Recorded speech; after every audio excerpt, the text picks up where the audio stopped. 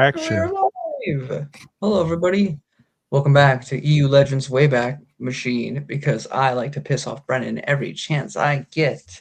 Episode 27, which is Death Mask and so much more. Today, I've got my usual suspects. Good movie, by the way. Here to talk about it. Also, a weird time to be doing it too, but I was busy today.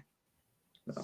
Yeah, a little later than our normal time slot, but we got it in the first of the month, so you may not see an episode the rest of the month. We're getting ahead for once. Well, we might. We'll see. I'm moving, so that is why you'll see a different background. We'll play it by ear, I think. We'll play it by ear.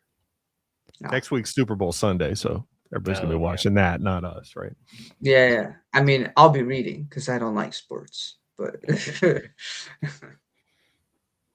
So we have Darth Vader Strikes as our first issue, and Robert's got the visual up. This is a comic where they go back and tell about the history of the Executor, the Super Star Destroyer that we see in The Empire Strikes Back. We see a group of Imperials that don't like Darth Vader, and they're out to get revenge because they blame Vader for the destruction of the Death Star.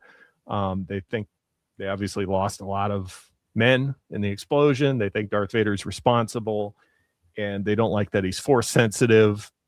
He kind of bullies them, chokes them, executes them. Vader seems like a kind of a mean boss. I wouldn't want to deal with that. So I'd probably put my lot in with these Imperial admirals that are trying to discredit Darth Vader. Doesn't work out, unfortunately. But they come up with this plot, and it's sort of revolves around this guy, Admiral Griff, who's introduced in this comic.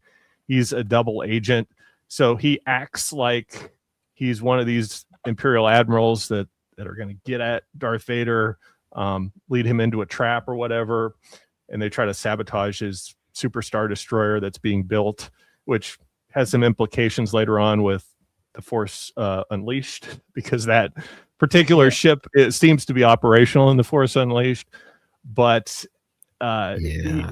he's actually playing both sides, and he's telling Darth Vader about this plot of this group of Imperial admirals that are going to get him. They invite, they send a message to Yavin 4 inviting the rebels to insert an agent into the maintenance staff at Pandora, where the Super Star Destroyer is being constructed to sabotage it. And it's at that point that Luke volunteers for the mission and becomes that Imperial spy. He gets himself embedded and working with Griff. So he's led to believe like Griff is on his side, but it turns out he betrays him and turns him over to Darth Vader. Luke escapes, but there's a lot of implications in this story. They obviously have the benefit of having Empire Strikes Back had come out already, so they're just filling in the background of this massive ship that you saw. Where did it come from? What's its backstory? So cool comic. I liked it a lot. Same. Probably my favorite. What we'll talk about today. It's up there. So once again, we've got Al Williamson as the artist. Very nice. And we've got Vader going after what appears to be the Falcon, but isn't. It's a duplicate that they've set up for the purposes of.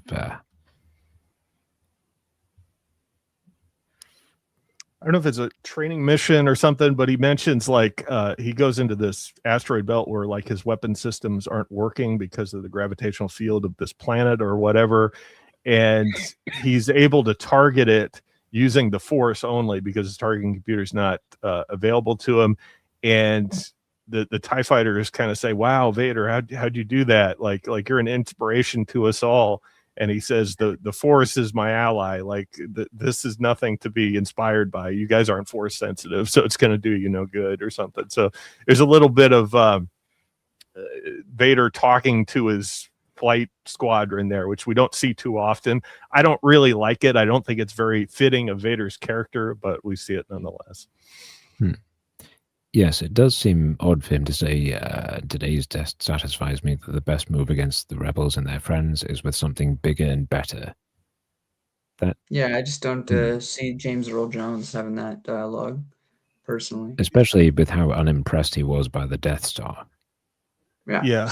It's almost like the writer kind of forgot that scene in A New Hope where it was the opposite. The Imperial officers were impressed with the size and weaponry of the Death Star, and he wasn't.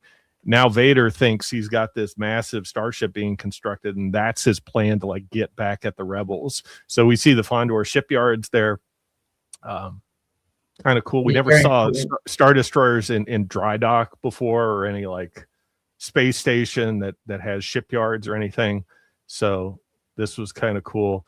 And we see Vader choking one of the officers. So this is Admiral Griff. Yes, and this is sort of a charade to make them think that they're at odds with each other. I like the fact that now this is the LA Times newspaper comic strips, which are different than the Marvel comics, the 1977 series. But you have in the Marvel series the whole issue with the Tag family, how there's this rivalry between Vader and some of the higher up Imperial elites. So the fact that you have some animosity between this group of Imperial admirals here on Fondor and Vader makes sense. It's continuity. Now you could say it's just by coincidence, but I like the fact that there's a lot of people that don't seem to like Darth Vader here just because of the brutal nature of him giving orders and executing people that fail him. I mean, you probably wouldn't want someone like that as your boss. And the higher ups in the Imperial hierarchy turning against Vader and trying to get rid of him. This isn't the last time we'll see that either. Or the first time. In fact, there was this whole scene where Tarkin was at odds with the Emperor, and I don't think that's been completely fleshed out yet in our timeline of things going through things in release order, but we'll see that later, where there's a lot of revenge plots and people trying to take each other out on the Imperial side internally. Yep. Also, very minute thing, but if we're talking about just the movies, we had Vader basically choke someone at the beginning of episode 4, and then him use the Force in episode 4 to choke the guy out in the board meeting room. And he did it through a TV screen in the 5th movie, but in each time so far, people are usually standing when he does it.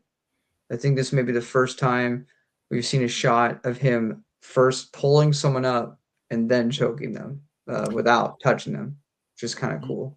Yeah, this reminds me of like Dark Forces, Jedi Knight, Jedi Academy, where you can like use the dark side force power to lift somebody up, and you lift them like way up in the air like that. You can like throw them off a cliff or something. Yeah. So kind of cool. I think this is the first time we see that in comic form. So I like the ship design.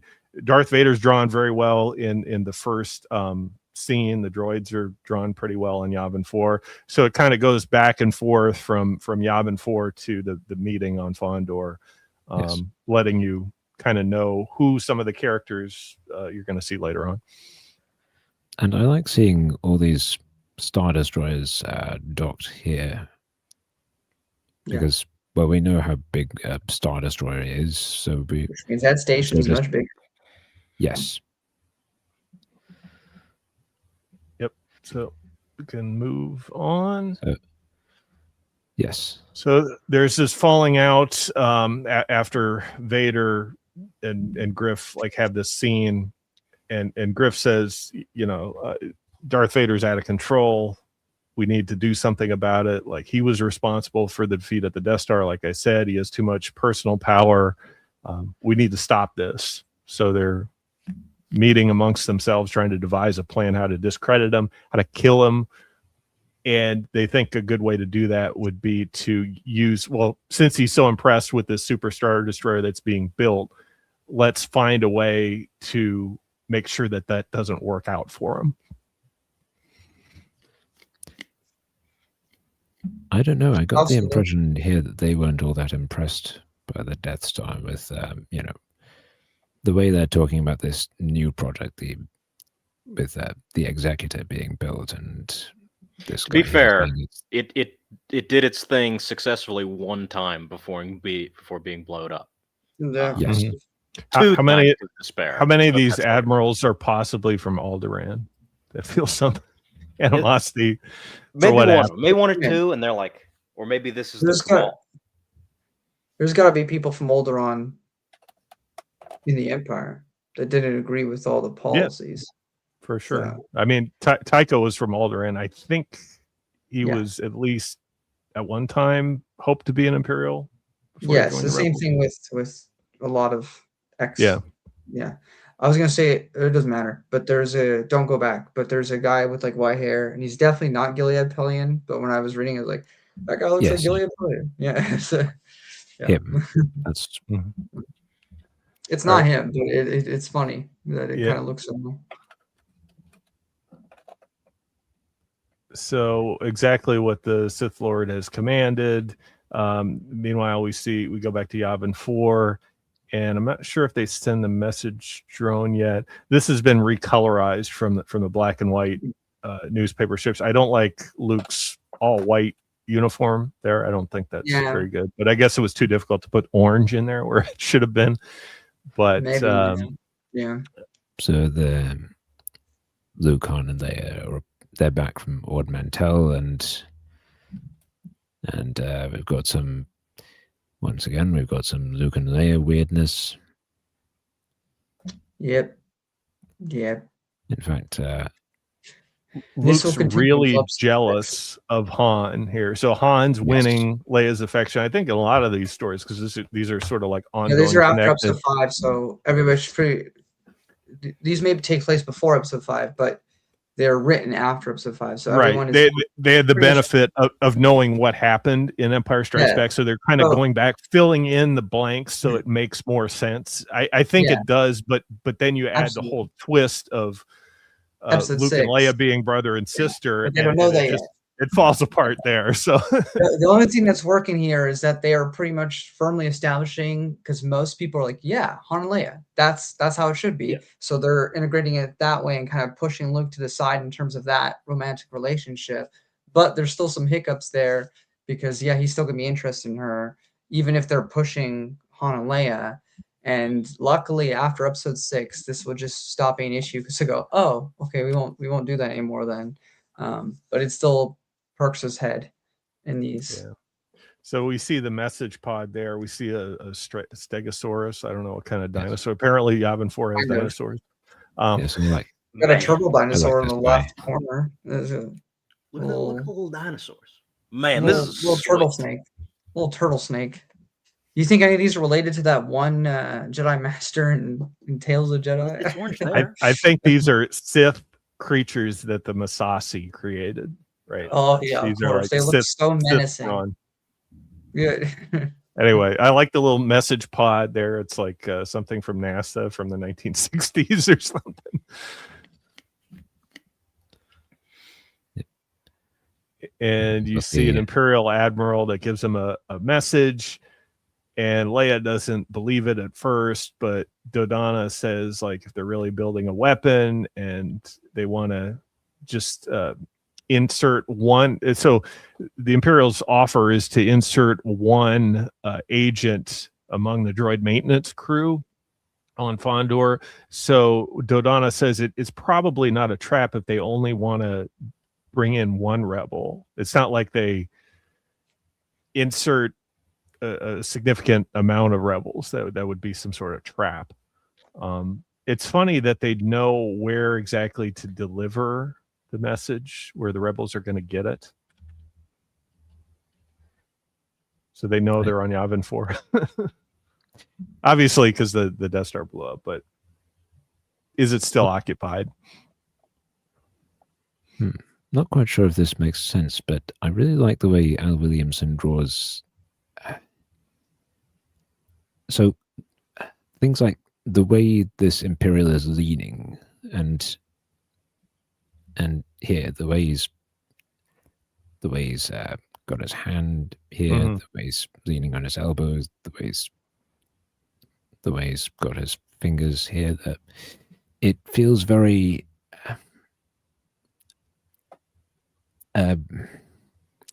It feels like what a person would do, if that makes sense. Yeah. Yeah. I like that he didn't use the same standard pose. He was creative enough to make different poses and mannerisms. Like here, where he's got his fingers folded. There. Yeah. Yeah, this is, you can kind of see the money on the page, as it were. This is Yes. It looks good enough in black and white too. Like it's probably better in black and white, in my opinion. The other thing, as I was going through this, especially with some of the Imperial officers like meeting together, it kind of reminded me of some of the illustrations in the Jedi Prince series. The way the Imperials are drawn in black and white, it's just a striking resemblance. I can kind of see it.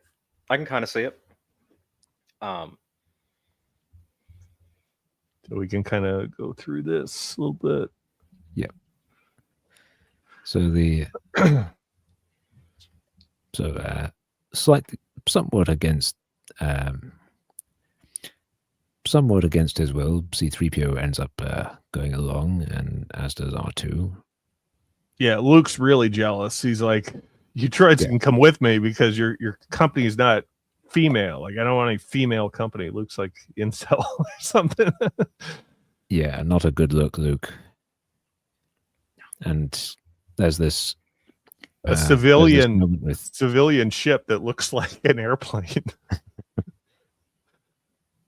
there's this moment when he leaves where Arn says, "Well, you're not leaving without saying goodbye, are you?" And Luke goes, "Really? I thought you'd appreciate it since it gives you a clear field."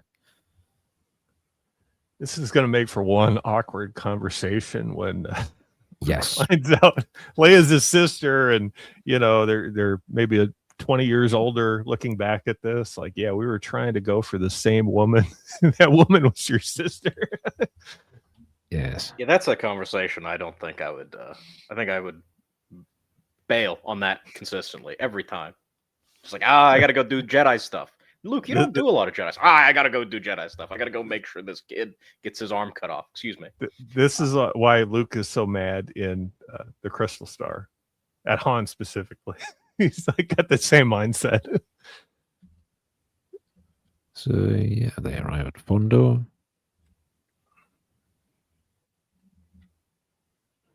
And there we have it, the Executor. Yeah. The executor. So the only thing I can surmise is that in The Force Unleashed, we're kind of cheating here because we're going out of order of release, but we do that all the time. Is whatever.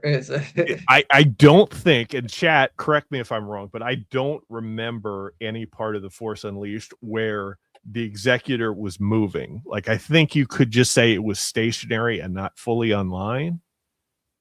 Perhaps they were just using it as a outpost. I don't remember exactly.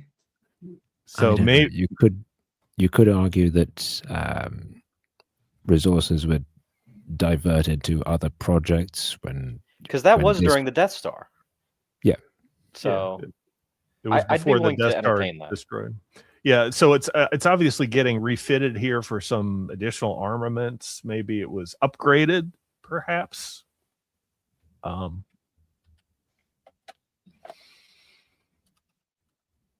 But we see Luke. So there's a job available. He sneaks into the Fondor system. The Imperials give him trouble, but he says there's this open job, and I'm applying for the droid maintenance position that's open on Fondor. So they say fine, and he goes in, but he has the droids with him. I don't think we've got to that point yet, but the stormtroopers come up to him and say no droids are allowed in, and then Griff intervenes on Luke's behalf, and he says, the kid's okay. He can bring his 2 droids with him. And Luke says, wow, that Imperial Admiral intervened for me. Maybe that's the Admiral from the message. And he gets his name as Griff because they say Admiral Griff when the stormtroopers address the Admiral. So he tries to kind of think like that admiral might be the one that reached out to him. You know what this reminds me of? I don't know if anyone's going to get this, but that scene from The Simpsons when Mr. Burns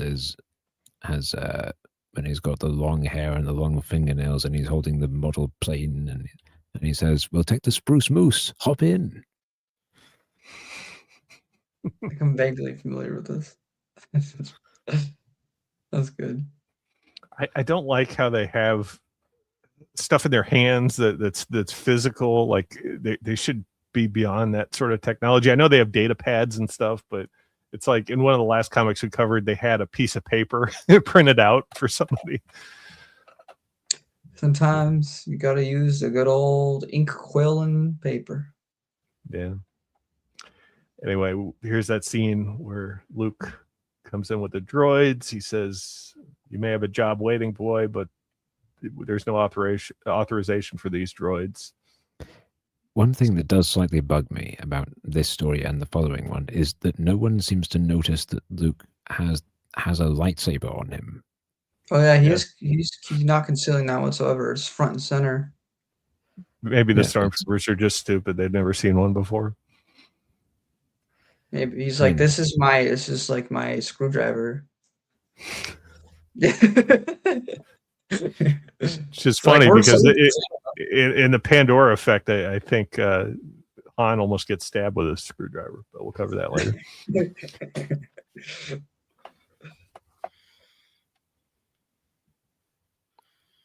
So yes, these stormtroopers complain about Luke trying to bring in unauthorized droids. Admiral Griff arrives and says, "Nope, it's fine.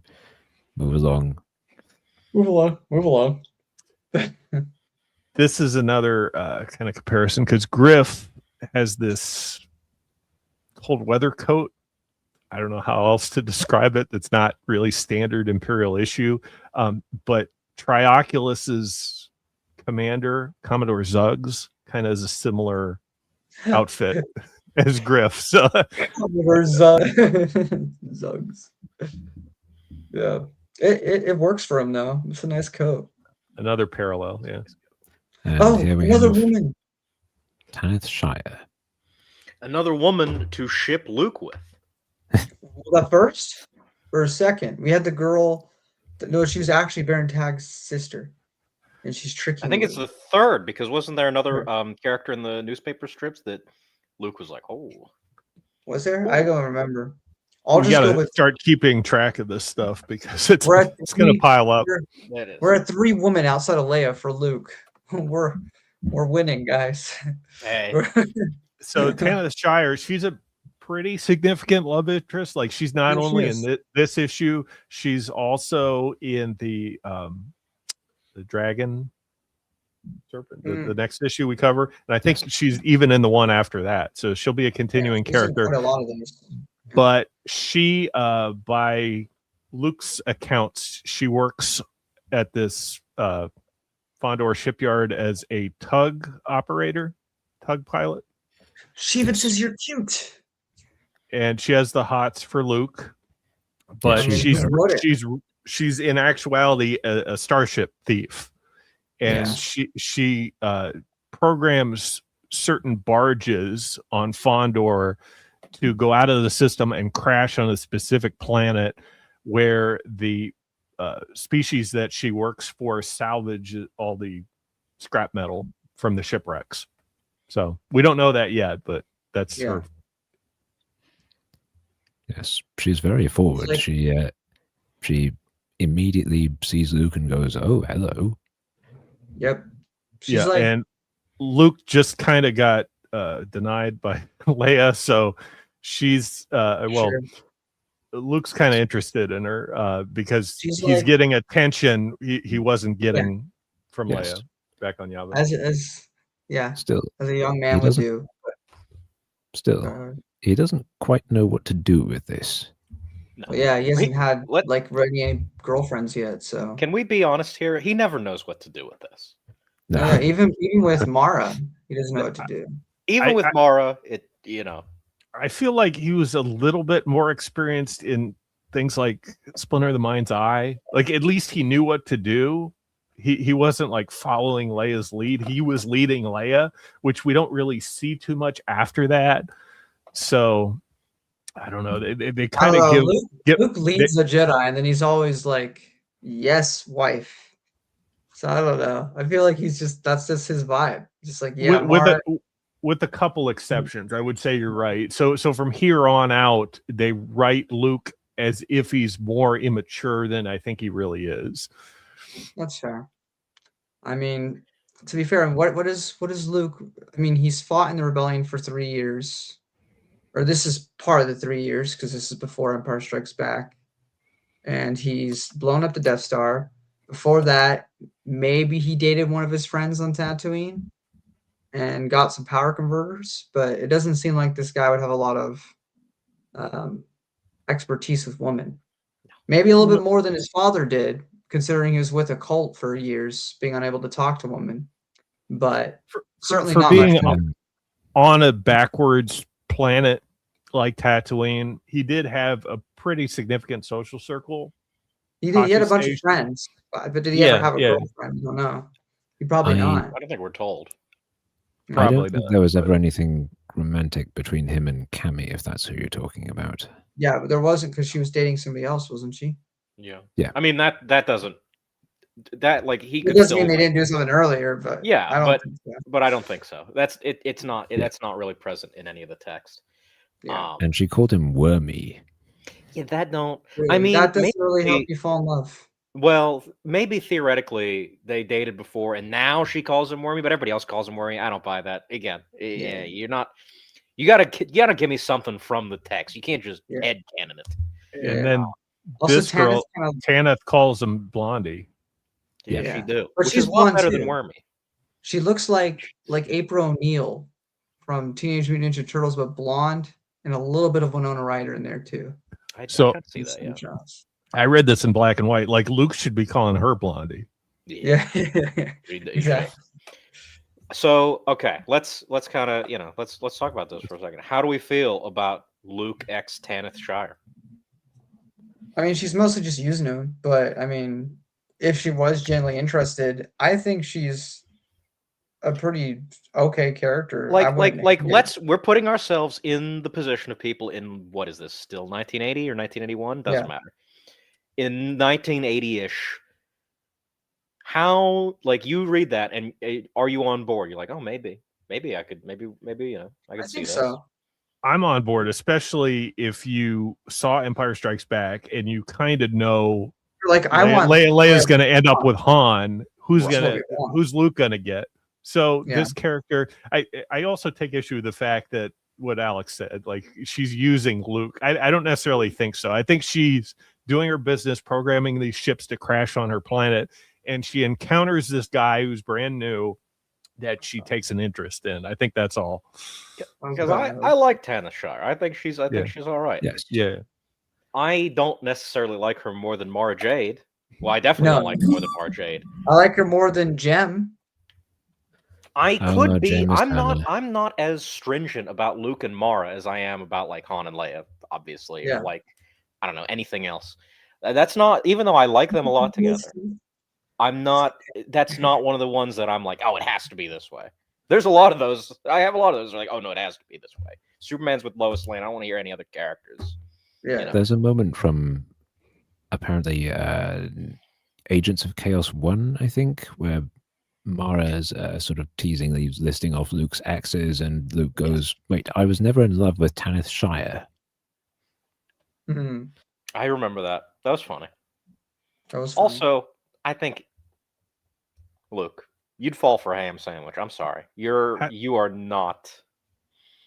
You're not fooling at this age he would, but I probably would at that age too. I mean, Luke's like what, 20 years old there, so. But it's not in love. He's just interested in how does Mara know all about Luke's history? Is he such a famous individual that everybody knows, every woman he's come across in his life. She could have gossiped with Leia. She could be like, "Hey, give me the list. Give me Okay. the lowdown." Okay. Yeah, that's or he just told Blame- her. He's beta blame enough to do Leia. so. Blame Leia. If he just told her, that also reflects badly on him as like, Yeah. don't tell Well, her. look, Don't tell we've her already that. established he's not the best teacher in certain No, he's not. instances. No. He's just not. I would. He's I a just good don't believe dad, that. but that He's takes a good at it. while to happen. But, yeah.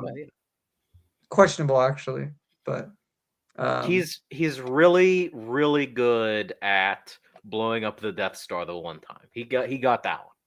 he's got that one down. really good at saving the day. Everything else we can debate. He's your traditional hero. Han's your kind of bad boy with an edge. Arguably a better father than Luke, but it's not Luke's fault. There's a lot of problems that happen later on that mess with his At that point, you're kind of arguing. You know, it doesn't matter, but it doesn't matter. But point is, I get what he would be interested in her. So it's certainly not love; it's infatuation. Doesn't know this chick, but she's hot. Yeah, so get it. He's thinking there in that thought bubble. It is kind of flattering, so he likes the attention, I guess, if nothing else. So that's how I like that. We've spent way too much time on this. Yep. Let's move. Let's keep move along. Move along. Hold on. I like the idea of a gonk droid floating in zero gravity with its little legs just going gonk. Gonk. I want a little short series of Star Wars like cartoons, but it's just about a gonk droid on different ships, just doing its thing. I think that'd be a real hit. You know, instead of 1,000 bad episodes of Filoni, give me 10 like 5-minute episodes of a gonk droid just living his best life. I can die happy. 3PO has a funny line about his capacitors working in 0G or something, but what is 3PO doing in 0G with his capacitors? I'm scared to know. Ever since I released him from my house, he's been causing. Maybe it's not here, but if I see it, I'll point it out. You can read it. He says, "Okay." He says my capacitors are flustered or something. So Vader and Griff are trying to get the other admirals to get more involved in the sabotage effort. Yes. Yeah. So the admirals see the guy who the rebels sent is this kid, and they're not impressed by it. Like Griff especially. Like and so Griff goes, "Okay, Vader's leaving for a bit. We have an opportunity to help and make sure things don't go horribly wrong." Right. So they're not confident in Luke's ability. So they're going to meet with Luke, help him out. I think they say that they're going to give him explosive devices and tell him how to sabotage the ship. And they plan to do that on the surface of Pandora. I think they go to meet in a secret, like, underground facility. So Luke, Griff actually goes up to Luke and introduces himself, says, "Hey, I know you're a rebel spy. I'm the Imperial Admiral that reached out to you. We got to meet with the rest of the Imperials on this planet. They're going to give you what you need to complete your mission." Yes. I like this guy here. Yeah, that's pretty cool. There's some scenes with the sizing and scale that aren't that great. You see the X-Wing fly up, well, it's not the X-Wing, it's the little civilian fighter that Luke takes. When he approaches the Super Star Destroyer, the Luke ship appears way too big. So I don't necessarily like that. And the scale for the other Star Destroyers is pretty good, but I think the Executor is still too small in comparison. It's supposed to be 8 miles long, I think, according to the technical data.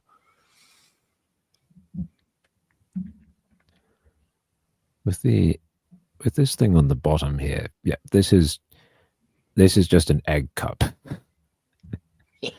Yeah, like it's something you'd see out of some other science fiction franchise, I think.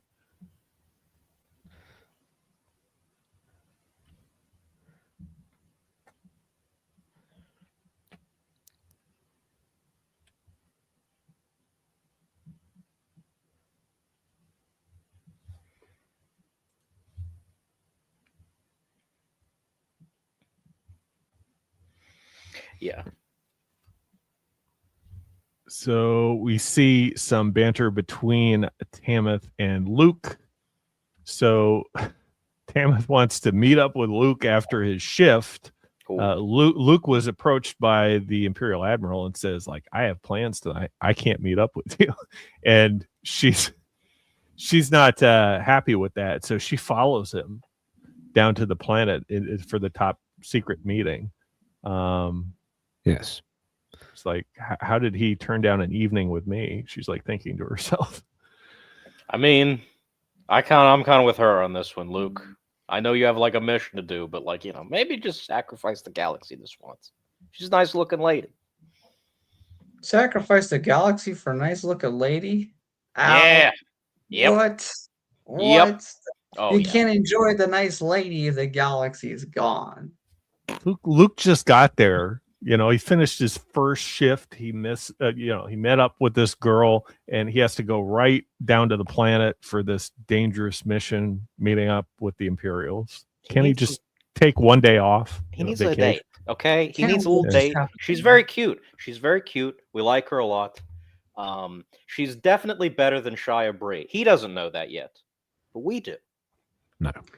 In terms of story-wise, in terms of story, Shia Bree's way better. But in terms of not causing him pain, that's the. No, there is a complicated thing where she did genuinely care about him, though. It's probably more of a real relationship than this one is. Well, yeah, no, for sure. But that's why she's such a toxic ex after the fact, because she was actually really into him. I'm in love with you. Yeah. I would rather think back on Tamith Shire than woman who ruined my life, basically. Yeah. Like in multiple ways. In many ways, in so many ways. In so many ways in the future. Too. Yeah. In so many, arguably worse in the future than anything she does in these comics. Oh, wait. But wife? We'll get there. Nephew? Everything you love. She sucks real bad. She sucks real bad. In terms of ruining Luke's life. In terms of being a character, she's a lot of fun. I like her. She's fantastic. So, she's great. Anyway, 10 out of 10. We'll get to her. But we'll get to her very soon too. But Yes. Yeah. So Luke arrives at the meeting place, and the droids have to shut down because Griff says you can't bring the droids in. Just shut them down for security purposes. Now Griff's about to contact Vader to spring the trap. Yep. So Luke doesn't really know Griff's going to betray him. He meets with the other admirals there. We see Vader with a stormtrooper ready to go as soon as he gets the signal. And Luke encounters a vision through the Force, or gets some sort of Force tinkling that Vader's right there. Like, he can sense Vader through the Force. Not quite clear when this takes chronologically in relation to things like the splinter of the mind's eye. What do you guys think? Do you think this happens earlier or later? I feel like it happens later. Because it's I would say later. Okay. They're still on Yavin, so that's a clue as to where this is. What do you think, Scott? I think it's probably before, because they don't appear to have Yavin base still occupied in Splinter of the Mind's Eye. Like, I think they go to that planet from the fleet. I don't think they go from Yavin 4. But that doesn't mean Yavin 4 isn't there. True, but so I thought they were just there because they were previously on a mission, and Yavin 4 was just further away, so they took a rest stop at that one place. At least that's the impression I got. I didn't get any impression that they had already evacuated Yavin 4 by the time of Split of the Mind's Eye. Does Luke specifically sense Vader on Mimban? I don't remember. I don't remember. I don't remember either. I don't think so. I'm gonna Because go with it's very clear his force abilities are somewhat developed at this point. Yeah, and they Yes. weren't really in Splinter of the Mind's Eye.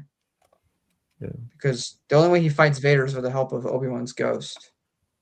That's true. So in this one, it doesn't seem like he seems fairly like he's gotten a little bit better with the lightsaber. and I everything. think he thinks something about Vader when he encounters him when we get there. It's a trap, or Darth Vader's trap. Over it.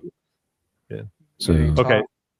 we get a moment here with Vader where he goes, "There have been incidents to make me suspect it since the destruction of the Death Star, but never so clearly as now. Someone else knows the ways of the Force, and he's with those we're after." See, because that might also help, because he wouldn't be saying that if this is before. Actually, I don't know what I'm saying, because he sensed Obi-Wan, I believe, in Splinter, so he knew it wasn't Luke doing any of that really. Well, he knew there was somebody acting on through on Kenobi's behalf. So if he obviously by Mimban, Vader knows there's another Force sensitive out as a rival out there supporting the Alliance, whatever. It doesn't appear that he knows that here. So that would suggest this is before Mimban. At least that's what I took. That's fair. So Tanith Shire arrives, turns the droids back on, and explains why she followed them there. Yes. This was quite funny. To learn what was so important to your master that he turned down an evening with me. Yeah. But unless we do something, the cutest guy to ever ride is He's about the to be cutest guy. Yes. Read that part. Cutest guy to ever ride in my supply tug. Is that a euphemism for something? Ooh. Probably not, unfortunately. Anyway, but sorry, but go in ahead, my Rob. mind, maybe. Is about to be totally monopolized by Imperial stormtroopers. Supply tug. Monopolized. That's an interesting way to put it. She is a supply tug pilot. I'm just saying. That is very interesting. That's her cover. Her MO. Wait, Robert, where did she put it? Never mind. Anyway.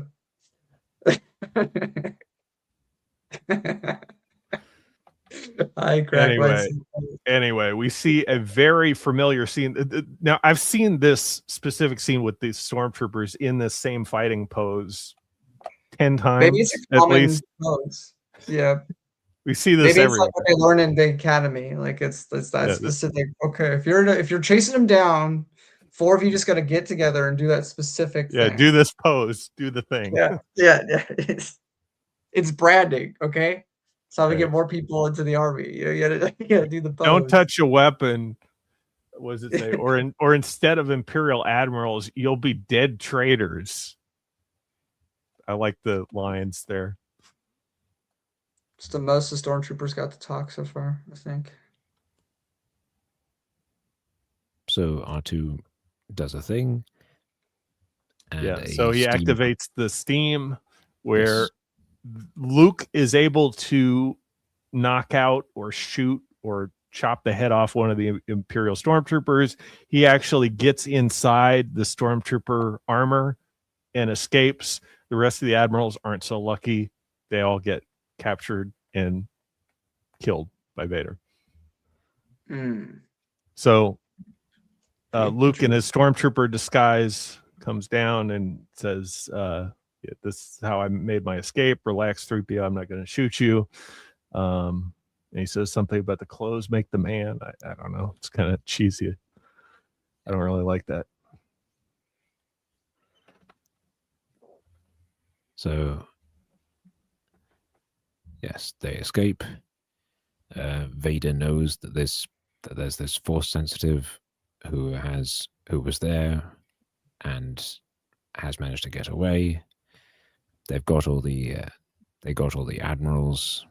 but Vader's more concerned about that. Yeah, he doesn't like that there's a force sensitive being, and I think he mentions there's an apprentice of Obi-Wan Kenobi, or a student of Obi-Wan Kenobi. Yes. Out there. And Luke and Tanith and the droids, they leave on one of these drone barges that are taking this, taking all the sort of waste material away from the shipyards.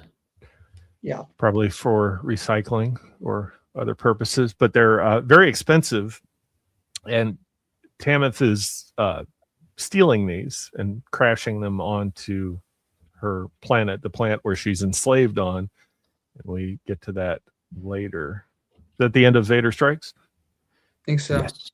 Okay. So what do you guys think of Vader Strikes overall? I think that was pretty good. I really liked Tanith. I thought she was cool. I liked having sort of the introduction to the SSD. I know, Force Unleashed way later, but like this is to me is the introduction to the SSD. I love the art. I thought it was fun. Yeah, these comics overall, all of these are probably my favorite thing to come out of this era. And that may be not a hot take, but maybe a not a high opinion take. I don't know. I have a lot of fun with the Marvel run. We were just talking about certain storylines we're going to get to very soon that are very fantastic. But when I think about the era in between episode 4 and 5, I really like those comics specifically. There's just something about them. I like the art. I think the stories are pretty solid. Everyone, for the most part, with some hiccups like with Vader talking about, the bigger the better. But outside of that, like I think these stories are just generally really well done. So I liked it a lot. Mm-hmm. I really like that they put some effort and idea and planning into a continuous story. We don't get those one-off LA Times stories that are kind of boring, that don't really have much plot. This really has some substance to it, and I would almost say it's essential. Right? It's one of the most essential stories that we read so far, because we get the introduction of the Executor Superstar Destroyer, and it's really a significant event, almost as significant as the evacuation of Yavin, establishment of Hoth, which I think the story directly leads into. So I like it very much. I think it's one of the most important stories we covered. Yeah, I agree. I think consistently since the transition, the newspaper comics have been really good, to the point that I'm fine just rereading these and enjoying them. The early adventures stuff with what's his name was a little bit Russ Manning. No disrespect to Russ Manning. I do like the more simple art style of those comics, but they were not to my taste, I'll say. Yeah, it took them a while to get the look of the Stormtroopers and Vader down. I don't know if they did some sort of tracing, because the Stormtroopers look exactly the same as they do in some stills from the movie, even in the same pose. So they might have utilized some of that, but still, I think it works. I like to see the TIE Advanced, Vader's TIE, looking the way it should, and not just some crappy drawing. Yeah. So now I think we're going to cover the Serpent Masters, but we could do Death Mask right now.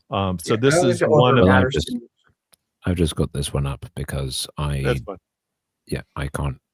I don't own the rest of classic Star Wars digitally. No, that's fine. We'll just talk about Serpents. We can talk about that real quick, and then we can talk about Death Masks after and actually go through it. So let me see. I don't have much to say about Serpents, so I'll leave that to Scott. There's nothing to add. Okay. So basically what happens is they take that barge down to Tamith Shire's home planet. She's a slave on that planet.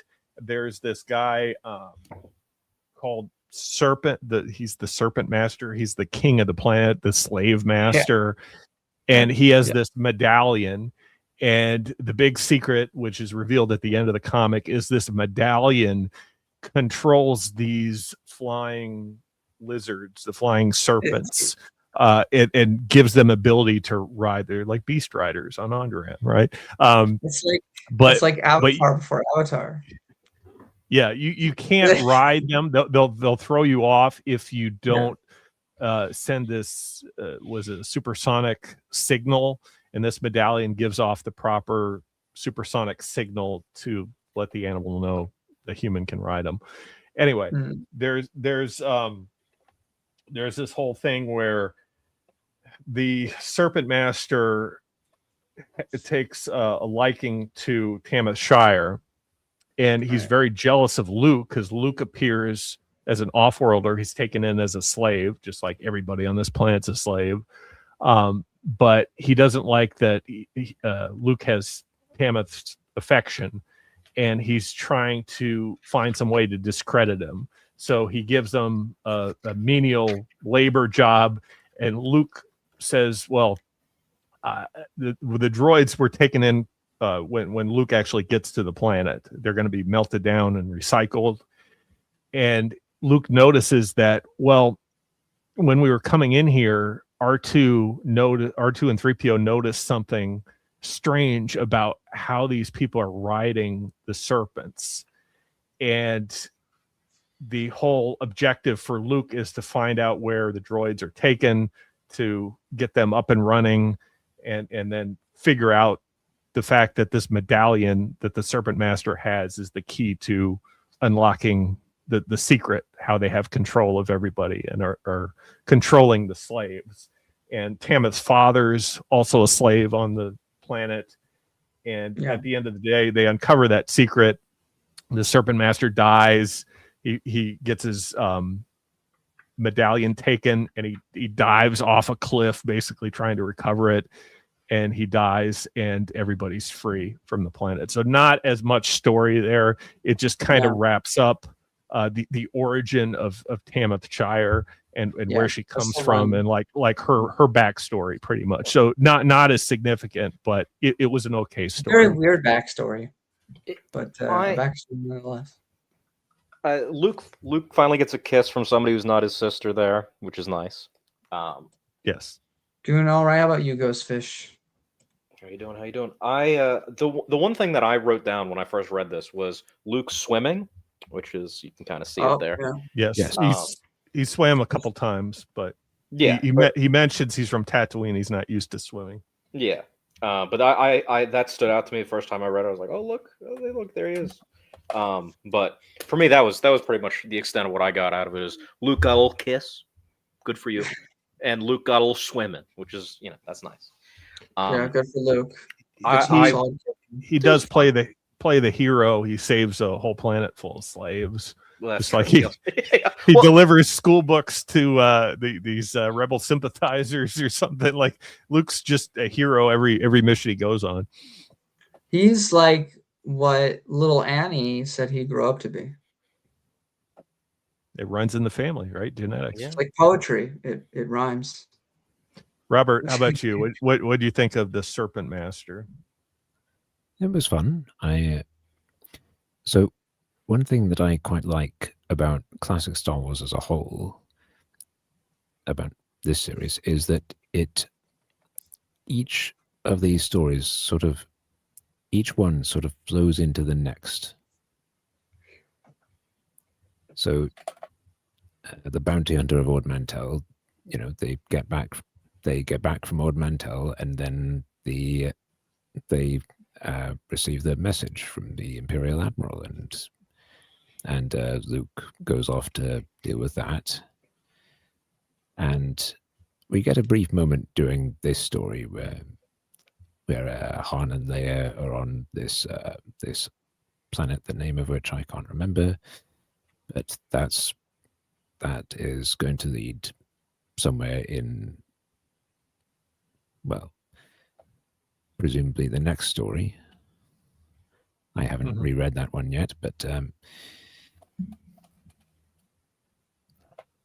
that's Darth Vader Strikes led directly into this one.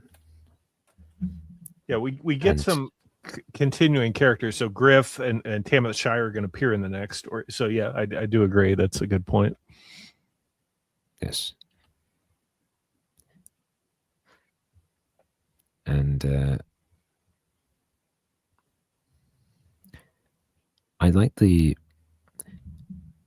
So again, Al Williamson's art. I like the creature designs. Yes.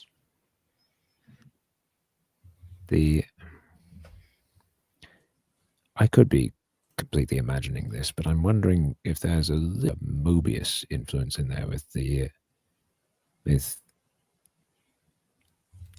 I don't know. That was just a random thought that occurred to me when we were. To be fair, I see a lot of Star Wars. Now this is backwards, right? But I see every time I look at a Mobius drawing where it's like set in the desert, I'm like, that looks a little Star Warsy to me.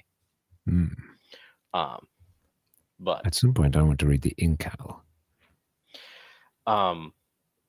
I do. It is kind of hard to go back to Marvel series when you have really good looking newspaper strips to read, whether they be in color or in black and white.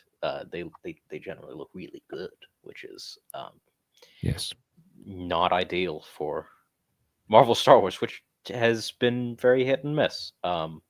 Well, we are getting Walt Simonson soon. Yes. Yeah, which will be nice. The other thing that I found interesting in the Serpent Masters, I don't know how far they're into like Star Wars merchandising at this point, 1981, but these people on the planet, they salvage Imperial armor because they take all these crashed Imperial ships that Tamith sends to this planet, and they wear like stormtrooper helmets with other types of like civilian clothes, and it's like, are they trying to sell stormtrooper helmets at this point? I'm not sure. It's almost like there's one of the guys who looks like Hello Greedo or something, but the way he's dressed, he's got a stormtrooper helmet and just like regular civilian clothes. But I don't know, something I thought of. There was a moment where Luke is trying to revive the droids, and he says something like, if I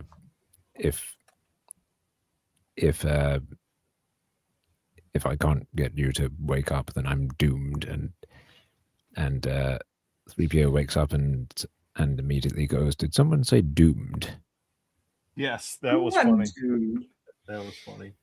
He has another thing about, he gets hit by the disruptor ray, so the droids are like taken out of action at the very beginning. Like I said, they're going to be melted down, but he says, like, the disruptor ray does something to my circuits or so. It's really funny. I can't find it, but there's some good C-3PO humor. So, anything more on the Serpent Masters? I think I'm nope. That's it. Could go on to the Death Masque. The Death Masque. This is fun. We finally get to talk more about the UK comics. Now, Robert, I want to ask you. The monkey. Yeah, the monkey. We're gonna get to the monkey. Up. Monkey. Shift up a little bit, Robert. Yes. There we go. Okay. 35. Is that pence? Yes. Is that as sickening to you as seeing still only 35 cents on the cover of American Marvel Comics is to me? Do you look at that and go, why? Why can't this be now? Yeah. It probably would be if I read much in the way of pre-90s stuff. Fair enough. What did so we think of Is Steve Moore Alan Moore? Is a relation, no. Or is that his pen name? No relation. No. No relation. They do know each other. Monkeys, though. Lance. Monkey. So we're covering the Doom World Death Masque first UK exclusive. This is just a trippy. I don't know. When I went to the comic shop that's about 40-ish minutes from where I live. They had Oh no, not a- you, Lance. The issue. they had a good number of old issues of Star Wars Weekly. Oh, So- did you buy any? No, but next time I go back, I might look through them and see if this one's in there. That would be good. Yeah, this I doubt they as have a more. standalone. Yeah. As a standalone issue, this is probably pretty pricey. I know pretty much all the expanded universe comics standalone Right. have gone up in price Thank you, significantly. God Games. To be fair, it's probably easier to get a hold of than in the UK than it is here. You know, I wouldn't even want to think about trying to get one of these here. That's true. I would think even mainline Star Wars fans would think this is cool with Empire Strikes Back on the cover like that. So this one was actually excluded when they did Devil Worlds because hate to bring this person up, but Scott Alley didn't like the story and so thought it wasn't worth including. That's it? That's the only fucking reason? You Scott Anley. That's it. Scott Alley is a giant asshole who Yeah. Okay.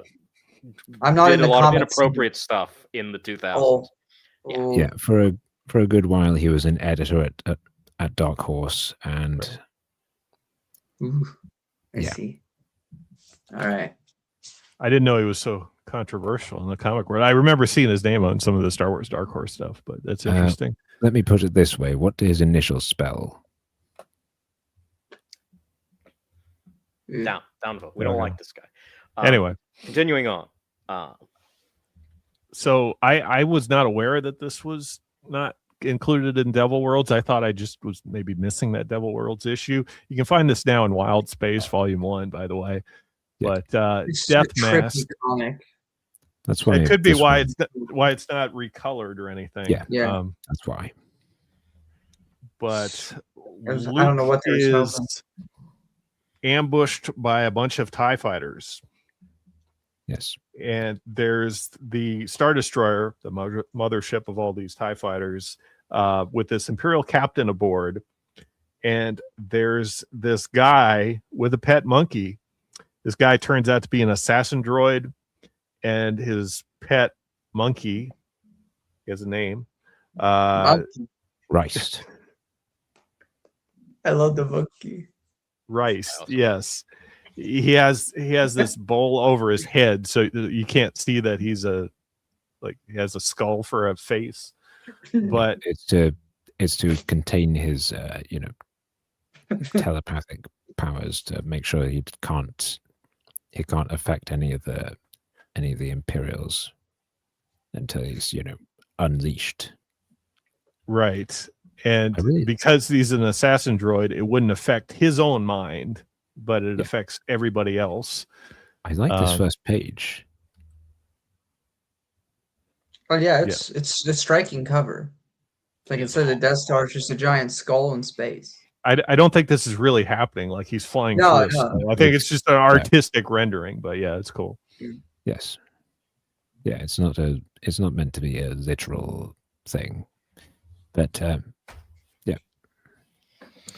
So he gets ambushed by TIEs and he crashes again. I should have mentioned earlier on the Serpent Master, Luke crashes, so you could just add that to our ongoing tally. Oh yeah. Luke crashes his X-Wing here. The X-Wing's drawn kind of weird. Yeah. It doesn't have as much detail as it normally does. But the Imperials send this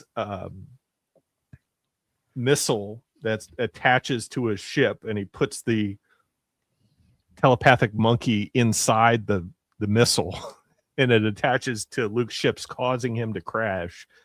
And they know that this species of monkey is supposed to be Luke thinks it went like they all got killed in the Clone Wars or something, but Yes. there's just one still out there. they're supposed to be Mr. extinct. Monkey. Extinct, right. I like that he has two tails. That is, yeah. Yeah, it's kind of creepy. Also, the him sitting in the little chair inside the thing is, I think it's quite cute. Oh yeah, it is very cute. Yeah, that thing. I'd hug that thing. Oh. So this is something interesting, and I'm gonna just bring this up now because here's the monkey. Look at the monkey. Yeah. The thing to me that is really cool about this story is kind of a weird backwards connection that I think I brought up on Superlit when we talked about this, because there was a story by Jack Kirby back in the 70s about a little monkey creature that gets into your brain and screws with your mind. And it was in The Demon, and it was really cool. That monkey was never brought up again, never mentioned again. It was a one-off issue. Nobody cared. Until, I want to say like 1983 or 4, maybe 5, Alan Moore did a Swamp Thing story where he brought back the monkey and told you its origin. Like told you where it came from and why it like got into your brain or whatever. So to me, it's a little bit funny that this is the story that Alan Moore didn't do, because he brought back this monkey thing. That it's the same thing. It's like this white little monkey thing with like a skull looking face, and it gets into your brain and it gives you nightmares or whatever. It's Maybe the it's same the same thing. monkey. Maybe it is the same monkey, but it was a different writer who made this, which is funny to me. That's the only thing. Every time I think about it, it's like, how did he also know about the monkey? Did Alan Moore get the monkey idea from him? Because there's no explanation really in this. I mean, it kind of does. This is a but not complete really. one-off. It's a complete one-off. So the only way to make sense of it is if it is the same monkey, it came from somewhere else completely. Like from Swamp Thing.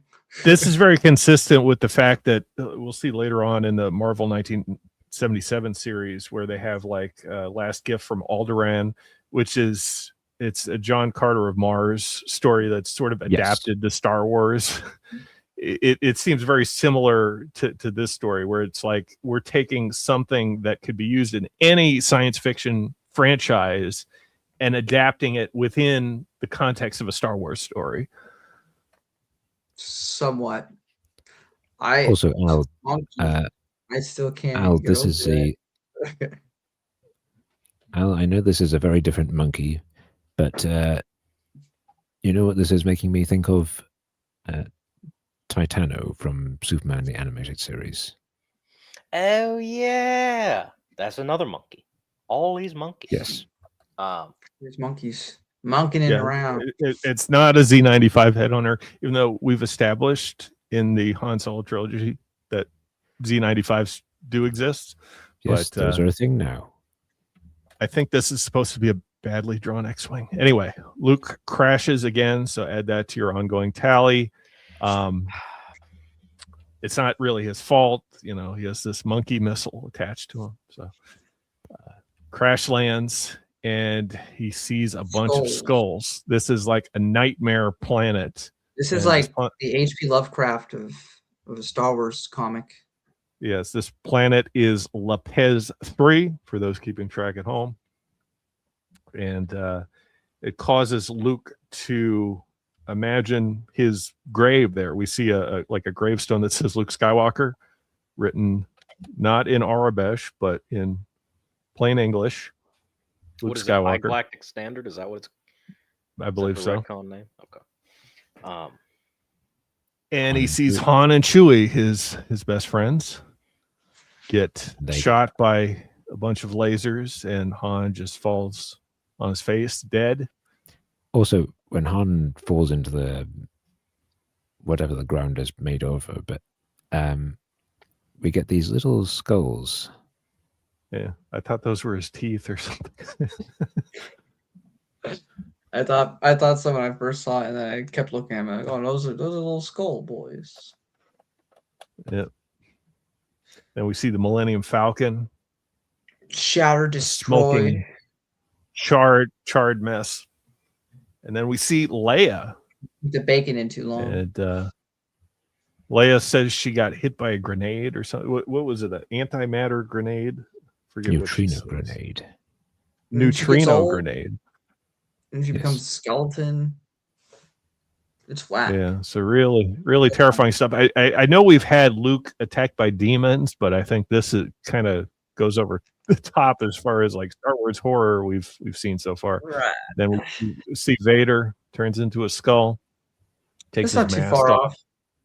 He's only got a little bit of this. He's very burnt. He could have been this if he just didn't move. Yeah, So- but he takes his faceplate off. I don't think Vader. I can know. do that. It's a little- It's usually his helmet comes off first, then his faceplate. But here we got the opposite.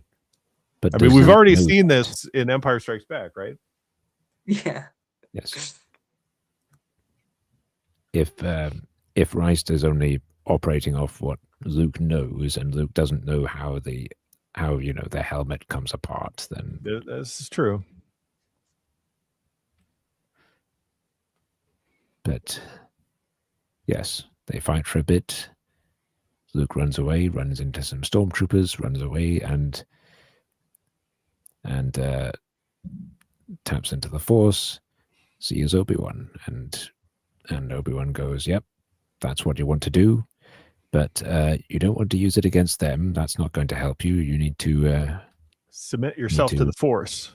yes, Surrender on- himself. use it on yourself." And Look he at him. wakes up and sees that staring straight at him. Monkey. That's pretty terrifying.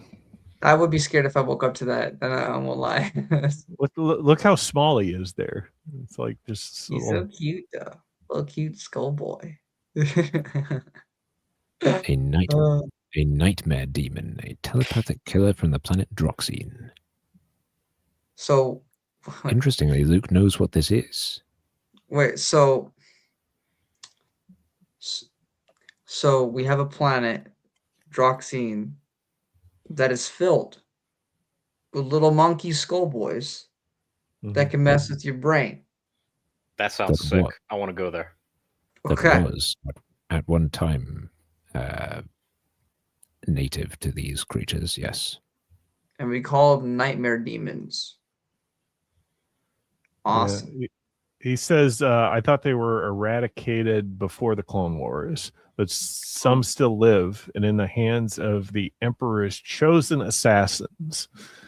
So Yeah. interesting to speculate who else may have one. Does like Hathriar maybe have a That monkey I demon? wish that I had a Clone Wars story where some clones and some Jedi had to deal with some monkey skull boys. Missed opportunity, if you ask me. Yeah. But- So just to address the chat speculating where this takes place. Now, Han does appear, but he appears as a dream, as a not a real flesh and blood character. They It could acknowledge they it acknowledge could- that Luke has a cybernetic hand. So yes. it's definitely after the Empire Strikes Back. Yes. So you'll see it in timelines. It takes place after Empire Strikes Back. And I think that's consistent because Han is obviously frozen in carbonite at this time. So he doesn't really appear. He just appears in Luke's head. So Yes. it is consistent to be Also, after Brennan Empire is Strikes. here. Hi, Brennan. Brennan! Oh my What is up, god. my man. How's it Let's going? go. Starting off February strong. Let's go. I've been waiting Let's for go. I've been looking forward to this. That's the line. Yeah, there you go. How could I- Brennan, you walked in just in time for me to screw up one of the easiest lines, one of the layups. Anyway, Luke stabs the monkey with his lightsaber. I don't know if he kills it, but he stops the. I think he Dream fatally that's- wounds it. Okay. Because we'll see a gravestone at the end that has his name Reese on it, but I'm not completely sure, not completely convinced he died. Anyway, his master, the assassin droid, lands on the planet to pick up the monkey, his pet monkey that he thinks killed Luke. He's just bringing Also- him back to the ship. Also, Luke tries to get his X-wing going again and goes, "Okay, this one part that I need is missing. Maybe I can get one from the from the shuttle that's landing. Yeah, a C-37 computer. And he tries to think, well, maybe I could just steal the ship that guy came in, but it's just a Imperial transport. It's not going to get him very far. And he finds out, Luke survived, or well, he finds out his monkey's missing, really. So he wonders what happened to Luke. There's no body at the crash site, and then Luke tries to sneak aboard the Falcon, but I think he gets caught by him. He doesn't get caught. Well, not the Falcon. Not the the transport. first. So Reist telepathically says to Luke, "Look, that part that you want, the master, who I happen to hate, has one on his person. If you kill him and take it from him, that would be good. So please do that. I really hate that guy." Right. So he confronts him. There's a gunfight. The assassin droid shoots Luke's blaster out of his hand, so Luke's forced to use his lightsaber. But Luke throws the lightsaber, probably using the Force, maybe assisted by the telepathic powers of the monkey dude, Yes. right through the assassin droid, finds out this guy's a droid. He wasn't quite completely convinced. But since he is a droid, all droids have the C-37 computer that he needs for his X-Wing. So we see him flying off at the end. We see there's a gravestone that says Reist, which makes you believe. Written out in Orabesh in High Galactic Standard, as revealed from Tales of the Jedi. English is called High Galactic Standard in Star Wars, so it's really fun that it's not Orabesh. Also, I just realized, so this guy's an android. So I just like his feet sticking out at the end there. That's just so funny. And this is before Shadows of the Empire. So human replica droid, right? Yeah. So there's an example. I think we were talking about that not too long ago, weren't we? Well, I think it's been established that there are androids. Okay. Yeah, and they're kind of close to human replica droids. I think androids traditionally have like some biological material. Before I joined, did y'all talk about Reist's design, which I think is the most memorable part of this comic? Like, do y'all like how the Nightmare Demon looks, the monkey dude? Like, y'all think it's sick? Because I think it's the coolest part of this whole comic. I think if it weren't for Scanditz, he'd be my favorite character of all time. Scanditz edge out the Nightmare Demon. I haven't heard you make that joke in so long. You have to let it breathe sometimes. Sometimes, I really drove it into the ground there, so we had to let it come back. That was good. That was the look of this character is the only memorable thing about this, right? There's nothing else that's super memorable. Although the lore about them being hunted to extinction, like by the past government, is kind of interesting. Like it gives us that glimpse of what the prequel era was like the era before the OT. Gives us a little glimpse into like something that happened, which I think is kind of unique. I would have liked to see that with John Ostrander making some scary monkeys, but we never got it. What, John Ostrander telling like the tale of the Nightmare Demon's extinction? Yeah, that'd be cool, right? You're cooking. That sounds great. Maybe it's a Quinlan Voss story too. Yeah, there are other telepathic species in Star Wars, but this telepathic ability that we see here is kind of beyond anything in terms of scale and power. Right, like Stacey Tin's species, they're supposed to be able to communicate sort of telepathically to some degree, right? Yeah. But this is, he can go into your nightmares and like make you see things. He's basically like a fear toxin being. He's there. The whole species is scarecrow on a planet. That's so sick. Wait, maybe okay, all right, maybe it is better than Scanditz. Shit. We got too many of them. There's 25 septillion Scandits. We how are we gonna get rid of all these? I think it's fun, like Skink Snacks in Star Wars, where Skink Snacks is a scarecrow. Like I think he's humanoid in the Jedi Academy source book, or human in Jedi Academy source book, but in within the context of the novel, he's just identified as a scarecrow. Possibly. Anyway, there are other telepathic people. I think the Foella, the chick from the Han Solo trilogy, she's from Lord. I think Lord. All people from Lord have some minor telepathic ability.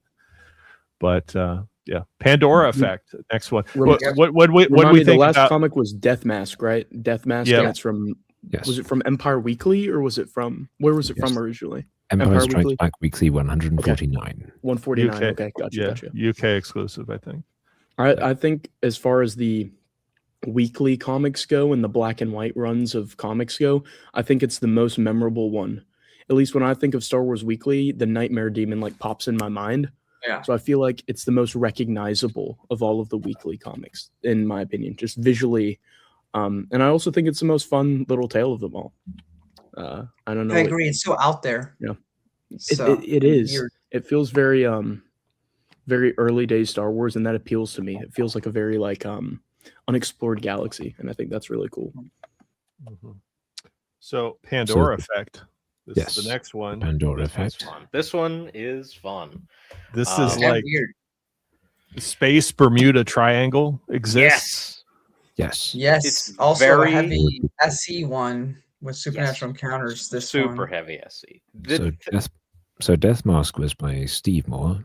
This one is by Alan Moore. Again, who is no relation. No relation, but is probably the most famous comic book writer of all time. I struggle to think. Maybe Frank Miller could be. Frank Miller, I think, would be. I know that name, and I don't read comics. Do you know who Alan Moore is? I know Alan Moore. And I know Frank Miller. Okay, we'll see. That's besides Jack Kirby, obviously, and Stan Lee. Right. You know. Well, Stan. Well, yeah, obviously Stan. Stan would be the most famous. But like in terms of people who like, in terms of people from since the '60s, it's him or Frank Miller. Yeah. It's very strange. This is a very weird story. You can kind of see that this is Alan. Like you could kind of see where Alan Moore's niche would be, which would be making things really weird. Which can often be very good. Sometimes it's not for me. Most of the Star Wars stuff feels very surreal. I'd say. Very. It feels like a weird nightmare that you're having, and not like a real story. If I remember, like the one where Darth Vader is playing like chess with the person. Yeah, like that's like what that, like it's literally could. Yeah, I don't even. Bizarre. That might be my favorite, but it is bizarre.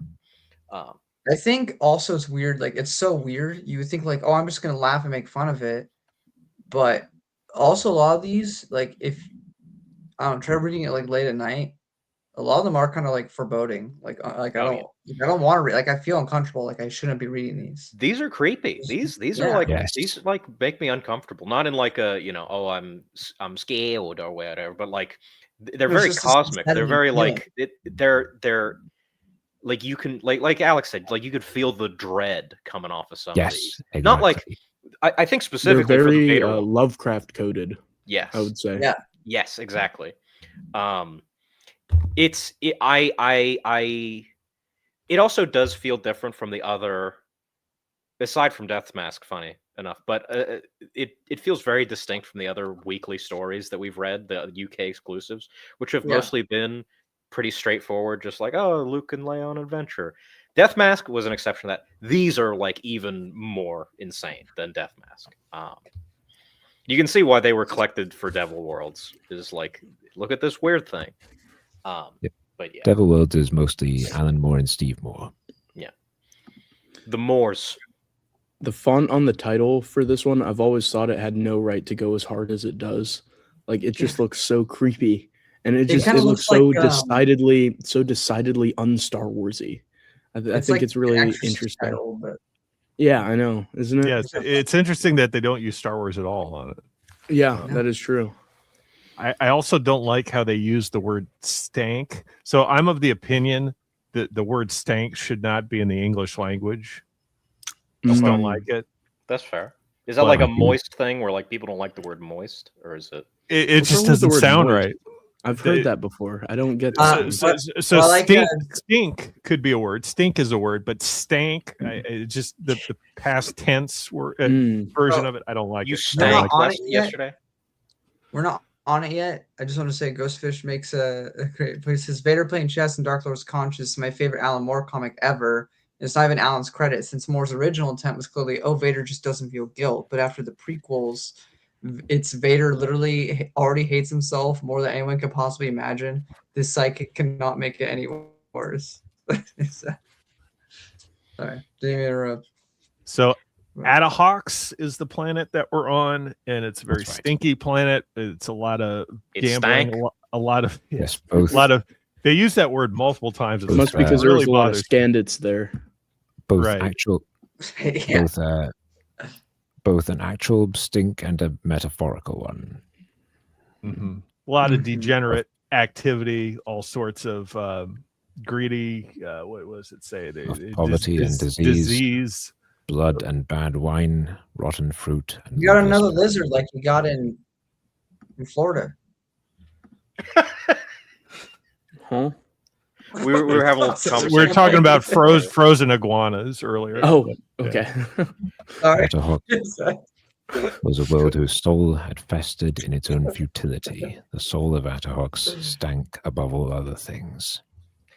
This is a little bit of a rare situation for me, because normally I'm in a room with a bunch of people who've read Alan Moore and like him a lot more than I do. I don't know if any of you guys have read any Alan Moore. I'm going to say probably not. Not outside Star Wars. Not outside Star Wars. I watched Watchmen.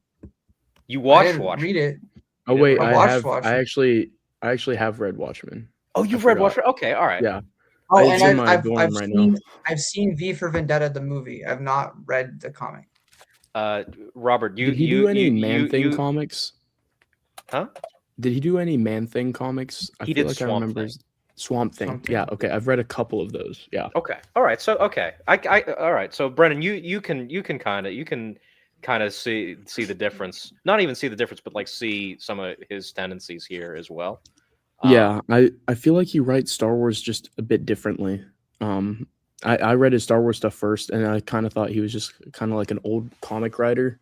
I mean, like that he wrote pretty good stories, pretty creepy stories, but that was about it. Then I read Watchmen, and I was like, whoa, cinema. Yeah. And then I read some Man-Thing comics, and I was like, I can see that like creepy kind of tone that he has in some of those old Star Wars comics. But I feel like Star Wars is probably not an example of his strongest writing, despite the fact that I like the Star Wars comics he's written. It's also super early on. Like this is some of his earliest work. Right. Like he's not even done like Captain Britain or what's it, Miracle Man yet. Did you do any Excalibur comics with Captain Britain as well, Al? That's a good question. I'm not sure. I should know that, but I'm not sure. But he's the one who designated Marvel as the 616. Right. Yes. Okay. This is a bit of trivia. I like these Devil Worlds. Even this story specifically, I do like it better than Killing Joke. I'm an outlier. I have a very low opinion of that story. I'm so dumb. I've read that. That's the one I've read by Alan You're Moore. actually funny. You know what? It's funny. It's funny that this comes up. I forgot about this till now. Here, I just bought this yesterday. I don't know if you can. Yeah, I have that exact copy. Yeah, I bought that yesterday. You'll have to describe it to me. Oh, it's a reprint of Killing Joke. This is the only way I could get the colors I like in a format that was not a finest. So I was like, sure, fine, I'll buy it. I own this story 2 different ways. What's the third gonna do to me? But I definitely like Watchmen better. Even as someone who's not a huge Watchmen glazer, I do like it a lot. But I definitely like Watchmen better. But I do think this is a pretty strong story from Moore, even though he's younger and it's not really his wheelhouse. It's still good.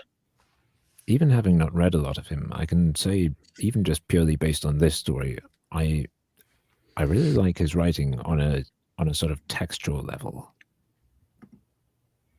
Yeah.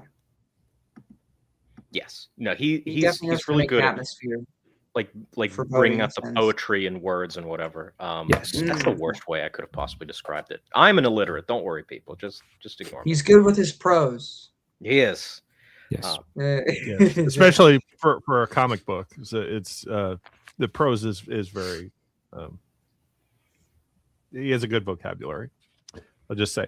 Anyway, we do get some placement, timeline placement in this. So this takes place before Empire Strikes Back, whereas Death Mask was after. It references the Rebels conference on Daling, which was in a previous Empire Strikes Back monthly. Not sure if we covered that one yet. I don't remember, to be honest with you. But Han's basically dragging Leia from planet to planet, and they stop off on this Adahawks world, and Leia's not too happy about that. Han says he can make good money smuggling for the criminal syndicate that they have there, because this planet needs painkillers because it's so poverty stricken and misery stricken. He's smuggling phosovane salts. Never heard that before. I don't think it's referenced anywhere else. But they're on a smuggling mission, and as they're leaving, Leia basically tells them, "You're going to get followed by the criminal syndicate," and then Han says, "Well, Han says it's probably just so and so, and it's probably not a Childer Moss. Like if it's Childer Moss, we're in trouble." And then the next scene, it goes to the scene where Childer Moss sees the Falcon on their view screen right before they go into the Bermuda Triangle thing in space. The Hell Hoop is what it's called. Sick, great name. Yeah. So this a criminal syndicate. I do quite like this ship design here. Quite octopus like. Yeah, has a lot of engines, a lot of exhaust ports. In fact, they call it octofoil. Anyway, it follows the Falcon through the Hell Hoop into this place they can't get out of. Kind of looks like a triangle, gold triangle in space, and just swallows them up into a different dimension. From a place that nothing comes from twists a thing that cannot be. Huge, eye-numbing, unavoidable. Nice. Also, I'm asking people on Discord because it's been so long I forget. I'm waiting on the answer for this one. But if you want more on the monkeys, chapter 35 of Supernatural Encounters is where they get mentioned and brought up. And the Hell Hoop shows up as well, obviously. It's kind of important to the whole narrative. Right. Anyway, once they go through this void, they wake up. Han says, "I must have blacked out. I passed through that mathematician's nightmare back there." And he says, "Where are we?" And he says, "Who are we? We are the Five." And these are these designers, sort of supernatural beings that run the place. The first time I read this, I thought the design was absolutely preposterous. They look like they've stepped off of like the set of like a Robin Hood show. Like they look like so 70s, like set in like the 1400s or something like that. They look like this guy specifically looks like Archie Bunker a little bit to me. I think only Scott got that reference, but that's okay. So this was in the Devil Worlds comic. I remember this as a kid, and when I first read this, I had a kind of a very limited understanding of Star Wars, but when I first read this, I got nightmares back to like family reunions where you're just encountering all these adults that you've never seen before. It's like these this is a great Five. Uncle. Yeah, it's like the great Five aunt that you've never met before. Like, who are these people? Who are you? Yeah, I was kind of shy as a kid, so I like family reunions were kind of dramatic for me. It's like all these people like you've never seen before. It's like the Five. So I don't know. I got flashbacks to that. This episode, for people who are Star Trek fans, or this comic feels so Star Trek coded to me. It so does. It's so very much does. like a hoop in space opens up, you go in and you find people who look like they're from Earth from like 5 centuries ago. It's like straight out of the original series. It's like I feel like Kirk would be encountering the Five, and they're these Also- mysterious entities. You know, it's I would so love to out of the see- original series. I'd love to see Alan Moore do a Star Trek, even if it's like I feel one like it would issue. be It'd be so pretty crazy. similar to this, wouldn't it? It would be pretty similar He's- to this, but I just want to see him like write Spock. I think that would be so. It would be sick. fascinating. Yeah. Yeah, He, it's a god. These are also I believe he super. did some. I believe he did do Yeah, some see. Doctor Who comics. Yes, Hmm. I'm pretty sure. Doctor Who 'Cause that comics was too. UK. That's crazy. Dang. I'm gonna have to check those out. Anyway, Han says, "What are you guys? Some sort of religious order?" Yes. And they And all this have guy names. They worship evil. They're villains, and they kind of run this place. And he says, "You're not going to leave. Like you're going to be Very like taken." Deathclaw. And worship- we're We worship Sorry. the left-handed god, the soul worm, the lady Yes. with the locust heart. right. So they worship demons, and they're really bad people. And Yes. I think they make If you reference want that it they to be more scary. Like I said, in SC, like they have there's a whole bunch of chapters involving these people, and it's very, very spooky stuff. But even without that, I think the less context actually makes them. I mean, they look kind of funny, but it's Or it still looks like like He-Man in the left panel. yes, but like Yeah. not knowing anything about them actually kind of makes it like a lot more. They're a bit unnerving. unnerving. There's a Absolutely. so there's a the guy distinct. There's the a guy in the purple and the There's a guy in the ma- orange are the people from the crime syndicate that followed them in. Yeah. there's a- their whole sort of demeanor. There's a kind of inhumanity to them. A sort of barely concealed sadism. Mm. No, it's like they have these like faces, like they came off of like a '70s like sitcom, right? To me, They at least. definitely look like something you'd see out of like Roseanne or like But one of the those thing old is- TV shows, you know. Oh yeah. But about it, like it feels like it's a mask. Like that's just for you. Like behind that is something worse. Is the vibe I get. Like that's not what they're actually look like, and that's like just what they're doing so we can perceive them. So I don't know. That's what I get. It's a very weird feeling.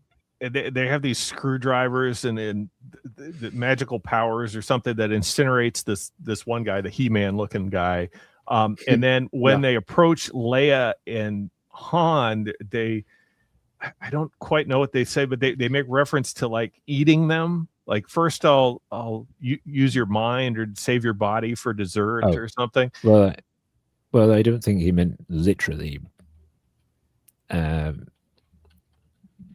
on. Hang on, we'll get to that.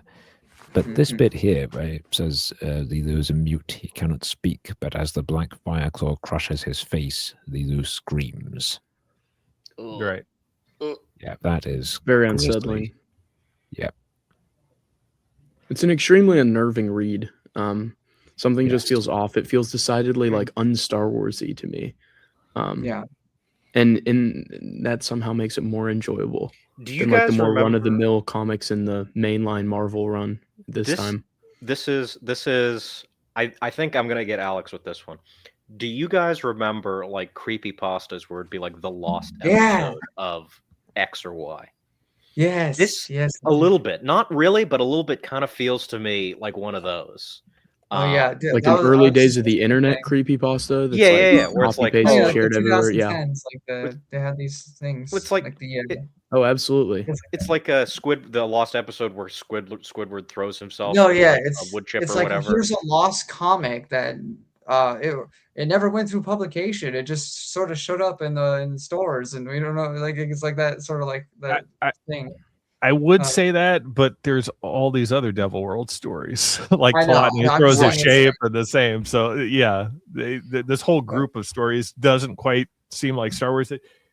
What's that other one that has the General Grievous concept art? I can't think of its name. Visionaries? Visionaries, yeah. Yeah. Seems kind of like that a little bit. There's also the Ben Drowned, the Remind me, before haunted Devil video Worlds, game where was this cartridge originally Zelda. published? This was Empire Strikes Back Weekly.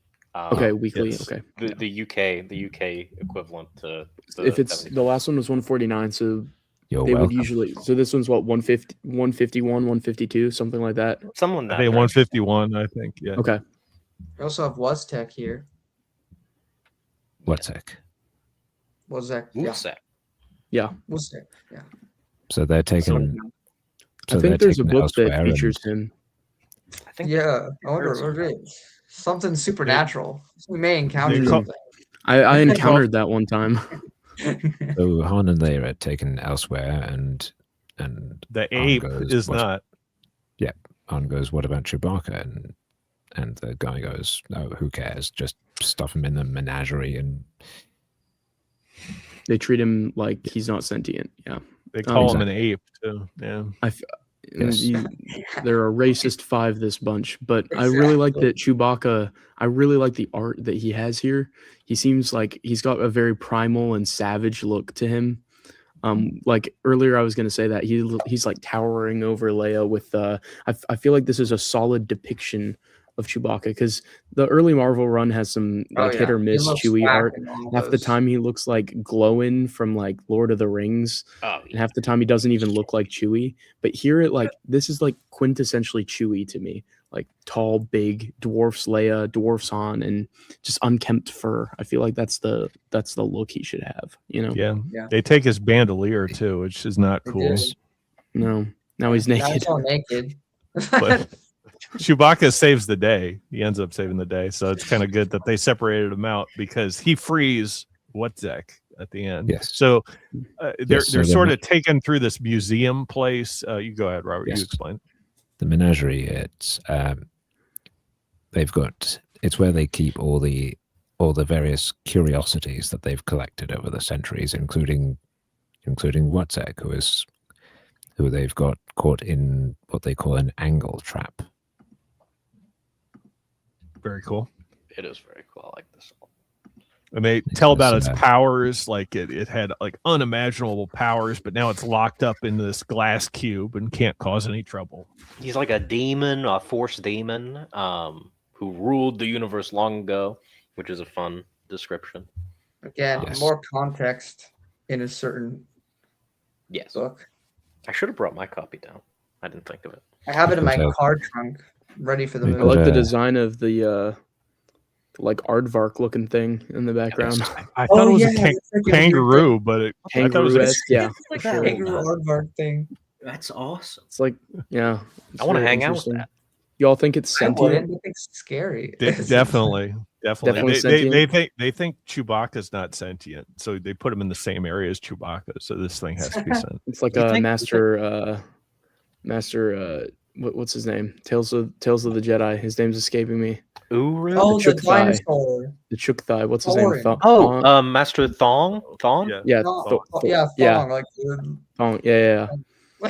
Yeah, it's like that where it's like just this beast of the fields type Yeah. of energy. Triceratops, that I'm yeah. getting. Yeah. Yeah. Man. So here's the moment Scott was talking about earlier, where he's about to torture Han and Leia, and he goes, "I think we'll start with you. Which should we cripple first, the body or the mind?" So I didn't know this was Exciting. Epstein's Island. Oh my god. That's what What in space? I read. This was released yesterday with the other files. Yes. This The comic. Wootsec files. The Pandora effect. No, not the Wootsec The files. real reason that I've I get- seen. I keep looking at them. I keep even though like I'm sure if I were to bring up a picture, it would not look anything like. But I look at him, I see Archie Bunker, and I'm like, man, this is too all in the family. What's going Get on the- with his get outta hair? here. He's got Get the rid like of this. he's got the like chipmunk part Yeah. to his hair over there in the panel on the right. I think it's It's- amusing. Them calling this the menagerie is, again, sorry to bring up Star Trek again, but in Star Trek there's literally an episode where people have a menagerie. It's called the menagerie, and there's literally a bunch of like sentients chained up and stuff for viewing from aliens. It's very like a 60s episode of Star Trek. It's very pulpy, I feel like. Everybody in the early 1980s, like all older adults, kind of looked like this. They look like older than they do now, or something. No, yeah, just it's so 'cause- weird. It's such a weird Yeah. thing. It's Like if you were like 30-year-olds 30 looked in older the back then. 80s, you looked like Jason Yeah. Alexander in the first episode of Seinfeld is 30. Yeah, that's so It's weird. 'cause- Like Timothy Chalamet's 30. Like, make that make sense. And he That's looks right. like he's like 17. That's what I'm saying. To be fair, Seinfeld. Timothy Chalamet Oh. does look specifically very young, but like That's why- Jason that's Alexander why- looks like he's 40 at least in the first. Yeah. He's 30. You've seen the phenomenon posted online where people are like high schoolers today versus high schoolers in the 80s, and they just look like they're like 40-year-olds with like on their third divorce with like 9 children, and they're like 18 years old. It's so funny. I wonder why that is. Maybe partly I our think it's perception less changes. drugs and hairstyles alcohol. I think a lot of it is True. smoking. I've seen a lot of people Yeah, say it was smoking. smoking. I believe. To a degree, So- I think it's also us associating hairstyles with an older era. Yes, that's primarily what it is. Secondarily, smoking, drinking, drugs, all that. But it's primarily just the way people didn't make themselves like look maxing back then was not a thing. Look back. Yeah. So That's we know crazy. which one of the 5 is addicted to whiskey and other hard Yeah. liquors and cigarettes. Yeah. It's not hard to tell. They're all the No. same age. Yes. So these people, Oh, again, they are just, they're not even trying to hide it. They are just complete sadists. Mm-hmm. They be saucier. Look at the little eyes below, and they have. What's it? They have Frankenstein below the thing in red. I know. What It is looks that? like Frankenstein. Then like a gargoyle on the left. Or a demon. It's pretty wild. I didn't notice that until now. There's another bit that I like. On the shorelines of her soul, the princess screams, and the black tide of nightmare rolls relentlessly in. It's very poetic. I didn't notice if he did it here, but I know that very famously Alan Moore likes to do the thing where he has a line at the beginning and then at the end he'll recontextualize the line. Yes. I don't think he did that here. Did he? I didn't notice. No. I like the long pig, by the way. That was Chewbacca. one of my notes. Freeze Is this the the pig. same one as earlier, separate from the I kangaroo? think this is a different You thing might- because that's a I long think it's a pig. different thing, yeah. This is You a might want different to thing. pick a I bet it different tastes like phrase because long pig is a cannibal's term for humans. Oh wow. What- Okay. What And? is long pig? It's just a regular pig. I think. I'd eat it. I don't Pig- think We're pigs- learning all pigs- kinds of things nowadays. Pigs tend to be really big. that's true, but it's got a Yeah, real they're long big neck. chunky boys. Yeah. It's a giraffe pig. It's a giraffe pig. It's a space pig. All right. Space pig. Space pig. Just leave it alone. being Let said, the I boy wonder if- live. You Let the get blue boy milk be from a pig. space pig? I wonder if these people have No, you engaged get in blue milk cannibalism. from a bantha, Yeah. Okay. a blue bantha. Did anyone buy the So blue what do you milk get when from it a was space in pig? was in stores? No, I Yeah, wanted to. I I never saw it. I Unfortunately, never saw it either. You, Yeah, Brennan, my you mom got it? for me. I never saw it in the store. But Alright, one day that's I a came bad- back and there was just that- blue milk in my fridge, and I was like, Was it- oh, Was it any That good is or was one it bad like photo of Chewbacca. it here, was though. not good at all. Okay. I mean, it was We'll just put like it up. felt weird. It felt like just a marketing gig, you know. Yeah. I mean, we all Yeah. knew what it was, and we all wanted it regardless. Never found it. so Yeah. this is pretty funny. I like the narration here. Oh, He yeah, also knows trouble. Just the look of his face, Chewbacca, like he's like, Yeah. there's this powerful evil god thing trapped in this glass case. Wouldn't it be a shame if I let this thing loose and freed my friend? It's great. I love it. Yes. Chewbacca's a little mischievous. Most intelligent Wookiee of all time. And was it Alex or Brennan who said this story had a Lovecraftian feel to it? I think it was I brown. think I did. Yeah. Or I think we both did, maybe, Right. actually. Yeah. Okay. Oh, did we? I think so. Yeah. But Yes. Well, yeah, he definitely gives off that vibe. Yeah, yes, definitely. particularly Lovecraftian this feel. here. The Wookiee Absolutely. Yeah, hesitates. absolutely. Telepathic images flooding his mind. He sees the Mhm. universe when it was young, when it was lifeless, save for the flickering pastel glow of the demons as they floated in their awful glory across the barren dawn worlds. That sounds like something Yeah. out of SE. I gotta give praise. You know, I gotta say, you know, because like when I read this the first time, like the very first time I went through these, there's no SC, no nothing. So I read these, had a mind trip, connects to nothing, is nothing but a weird acid trip that you just read and move on from. And there's no context for it provided or any. It's just this weird thing. Just a one-off tale, right? Yeah, until you get SE and you go, oh, actually, this all works. This all makes sense. It's fine. Now it feels like this is the tip of the iceberg for like a whole deep dive into the tame compared to into the archaic like chaos of the universe. Tech is it feels fun because it feels like they're on the Dunwich horror. It feels like they're brushing with things that they will never understand, but that we understand, and I think that gives it a fun context. SE definitely makes all of these older weekly, monthly Marvel comics so much better. Yeah, it makes them so much more important. Yeah, absolutely. They are important. The only thing is, I think they go too hard, too fast with the supernatural entities. I don't like that they're all kind of like jammed in one comic or jammed together sequentially. I think if they were spread out a little bit more, it would be better. Like in the whole, like all the Star Wars weekly comics, like almost every week it was like a new supernatural entity.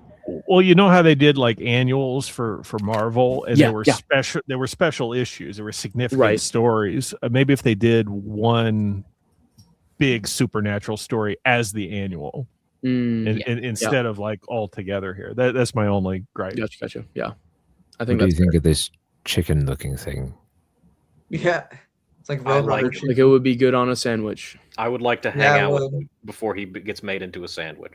Yes. It's almost like Roadrunner a little bit. Slap a slice of American cheese on it and deep fry it, and I'm all in. That would be so good. Joe would be mad. Han has the most iconic back of his head of any Star Wars character. You just see the back of Han's head, and you're like, "Yep, know who that is." You see the little peaks. You see like little peaks up here, and you're like, "I know who that is." Yeah. There's Harrison. He's got like the peaks, the mountain ranges. Yeah, he's got a mountain range in those follicles. Like an Al Pacino haircut. Yeah. So Wayback is disguising himself as Leia, causing Han some trouble there. Oh, they find out. That's not. No, Wayback is off doing this. Yeah, these two enter the menagerie, find that Wayback has been freed, and they both die horribly. Yeah. Good. Honestly, good. I don't feel bad. Over here with he disguises himself as Leia. That's not really Leia. It's Wayback. Hot take. I don't like sadists that worship. No, that's not Wayback. That's the others making. Oh, the five. Yeah. I do think the panel on the bottom left is really good. It's very evocative, very fun. Yes. So Han wakes up, or he thinks he does, and there says, "Han, wake up! It's all over. We're free." Hey, that's pretty trippy too. That's so terrifying. That visual is terrifying, very jarring. The girl you like turns into an old man. It happens to all of us.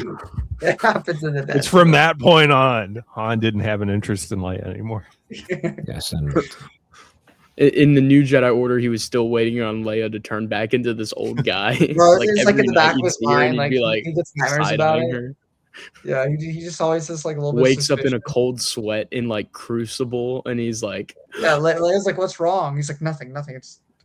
So this is a good scene. He pries the screwdriver thing, kind of like a dentist would at Han Solo, and then Chewbacca just bops him on the head. You can feel that through the panel.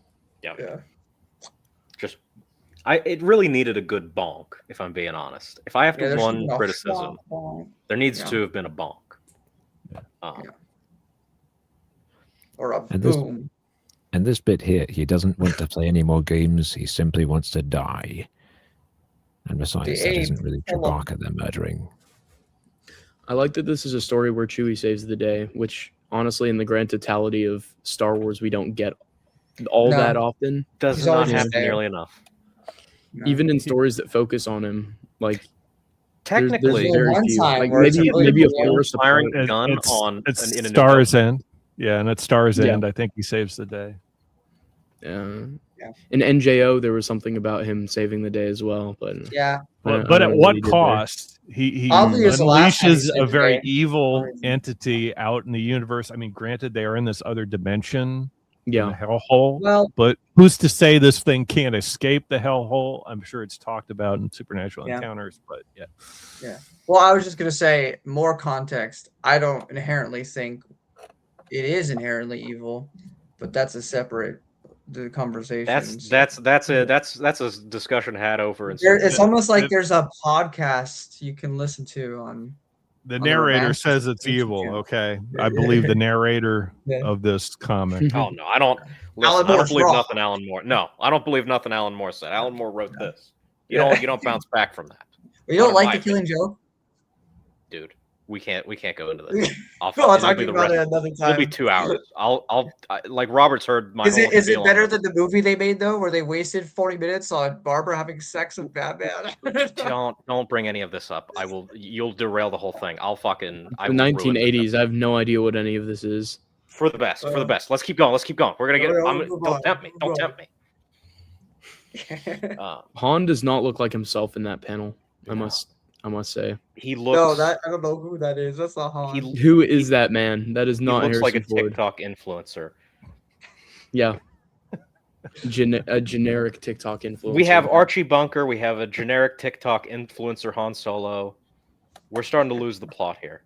I think we're good. I think we're done. Yeah. I don't think we have anything else to say. Woodsek's cool. It's a cool comic. Chewbacca's hand. He's getting a little too touchy on Princess Leia there. He's also naked right now. So's Han as well. He's missing his stuff, so now he's just naked.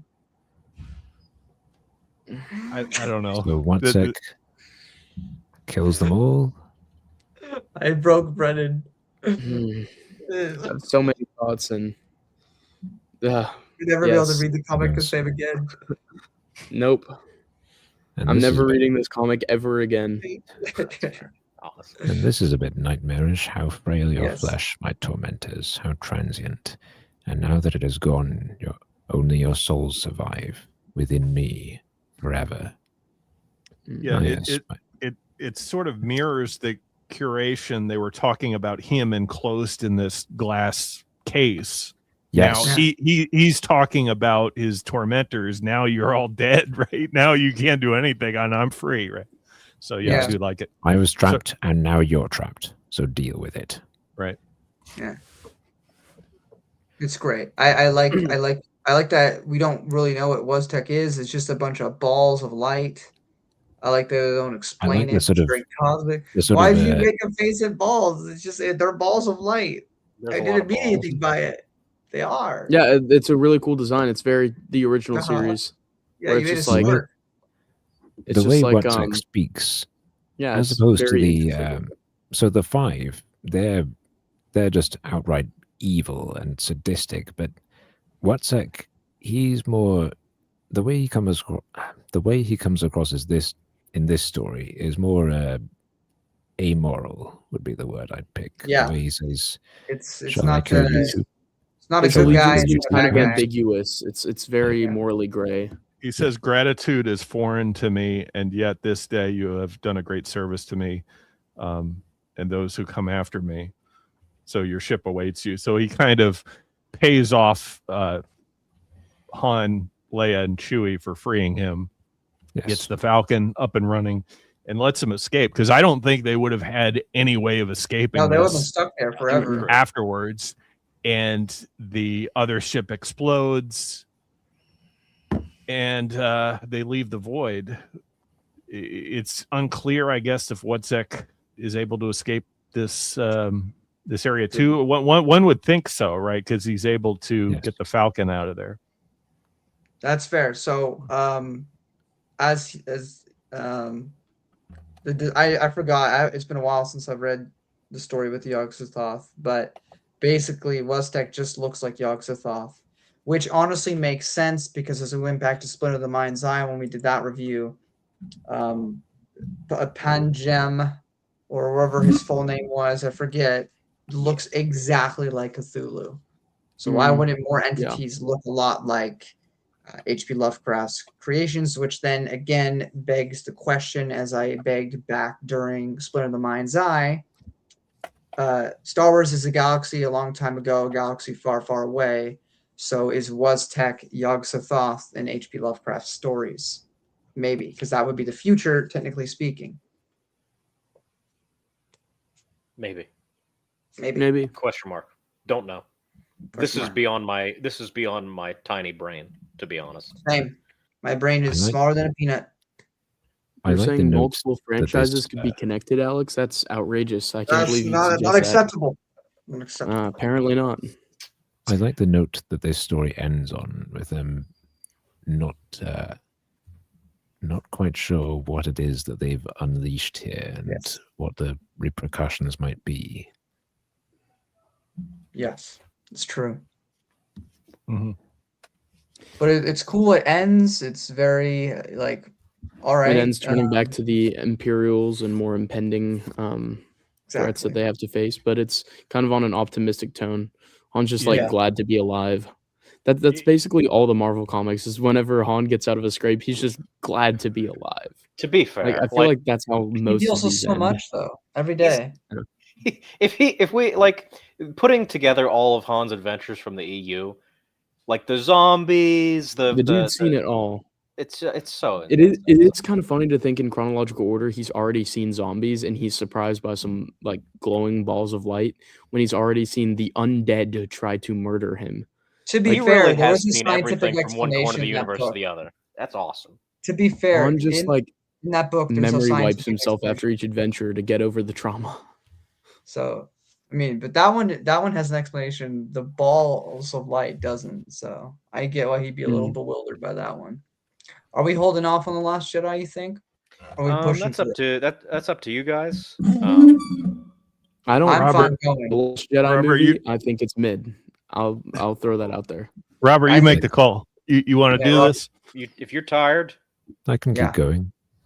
Okay. All right. Okay. You're the final decider. For Robert's sake, we're going to try to go fast. Especially because it's a bad one anyway. So, what do y'all think of this comic? Before going into like general thoughts, general memories of this comic. It's fine. It's there. It's fine. It's all right. It's not. My original note from this is literally just piss. That was my original thought. My original thought from this is just the bug guy was in it, and that's like all I remember. I don't think it earns the title. No. Every title with this title is a bad story, whether it be. Ain't no way you're disrespecting The Last of the Jedi like that. No, oh. we had this discussion earlier. I just bought this at the half. That's actually a good book. I thought so too. Really interesting storylines. No. Yes, we'll talk about it. If it had gotten a conclusion, I also bought a Barbara Hambley book about vampires, which I'm a little bit excited. Yeah. There you go. But who knows? Brennan, you said The Last of the Jedi, which is a separate caution. title. The Last of the Jedi is a separate title from The Last Jedi. Well, we can agree that the correct order goes The Last Jedi novel, The Last Jedi comic, The Last Jedi movie, right?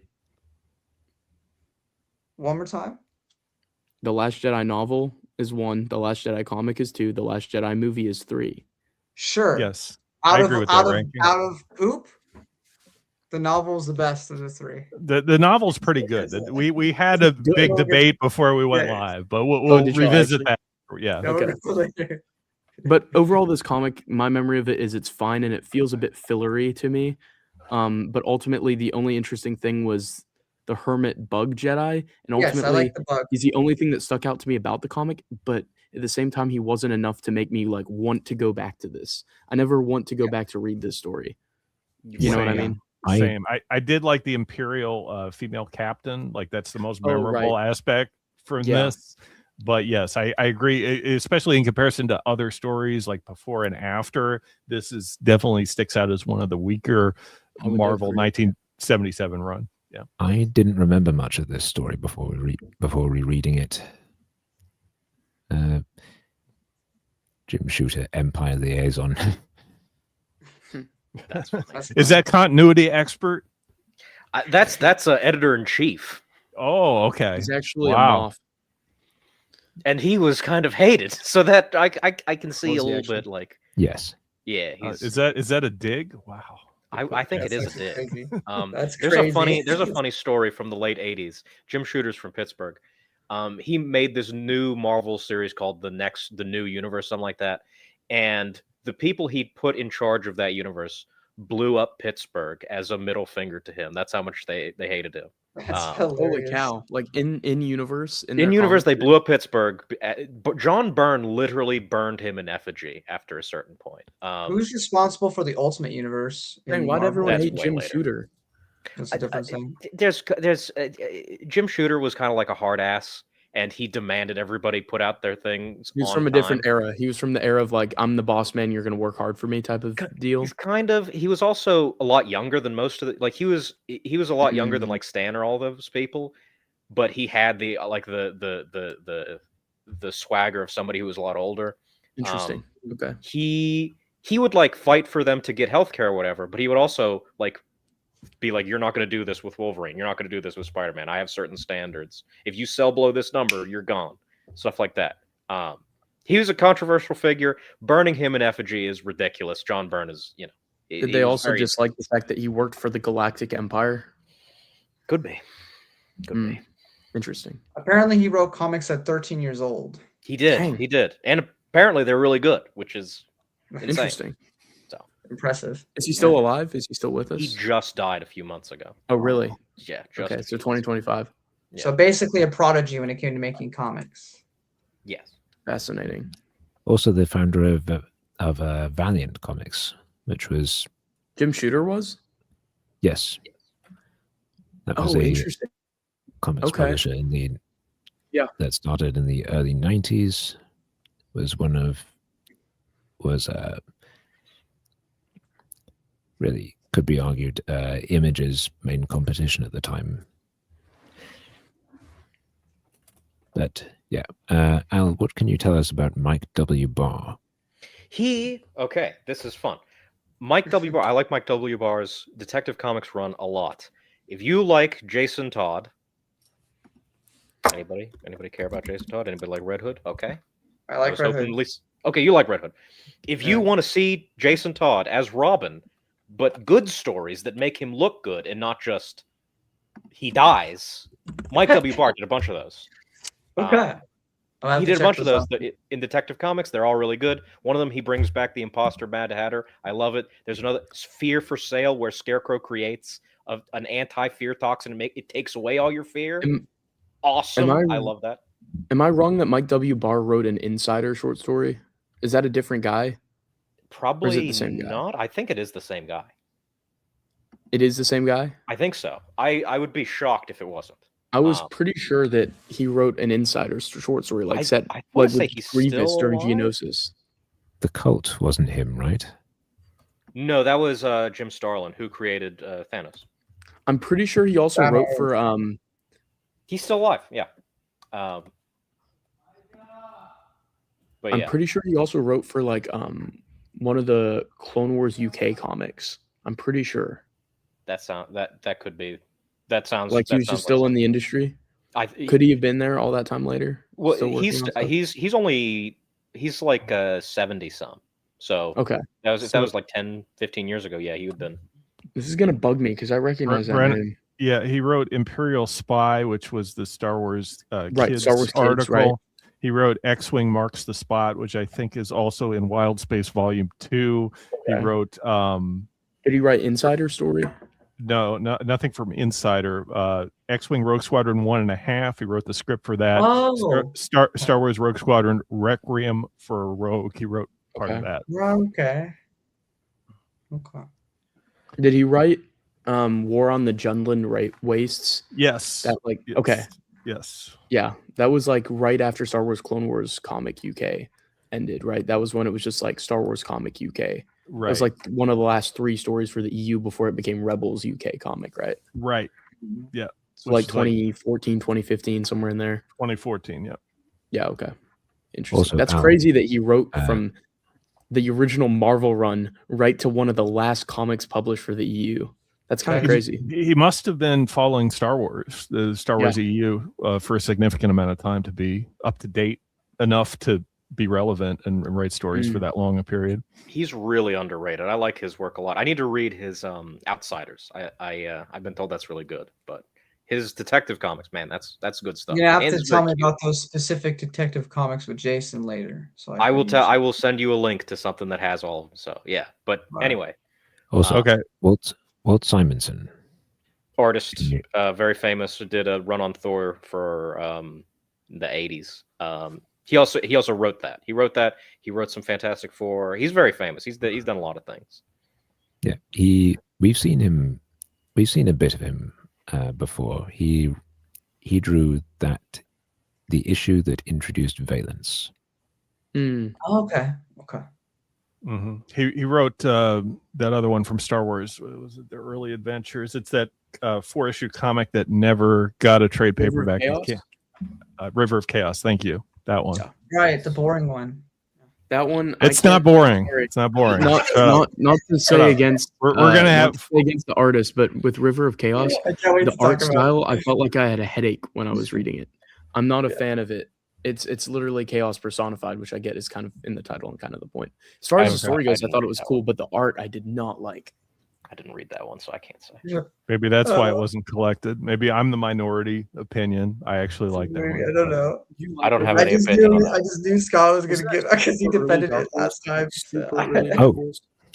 Louise Jones. She is. She isn't yet, but she will be Louise Simonson. Yes. Interesting. Wow. Okay. So Last Jedi. So Luke and Leia and the droids take a Y-wing to a jungle planet where they enter a beacon left behind by Prince Danid of Velmore and his betrothed page, Lauren. Yes. Yeah. And they crash landed on this planet years ago, and Lauren died, unfortunately. And Prince Danid needs to get back to his home planet because there's some sort of right of succession where his younger brother is going to take power, and he's an Imperial sympathizer, and that means like the Imperials will gain control over that planet. And Luke also finds out that Jedediah, I think that's his name, Jedediah, he was once a potential Jedi Knight. He's like a Force sensitive. Yes. So he's the last Jedi, hence the namesake of the. It's the name of the title. comic. I forgot about this part where he encounters this creature, really cool design, and his lightsaber doesn't work, and Prince Danid kills it and says, "Yep, you need to use an anti-magnetic polarization ray to kill those things, whatever that is." Why does he look like Wolverine? That's what I always wondered. Kind of. It's like the Henry Cavill Wolverine from the Deadpool. They try to make him look like he's been stranded a long time. That's why he's kind of unkempt. He's got crazy hair, hasn't got a haircut in a while. He's crash landed on this planet, but that's why he looks like that. Yeah, absolutely. Yeah. I think the idea of all the crash landings is funny. We've talked about this a lot on the podcast before, but everyone was like crash landing.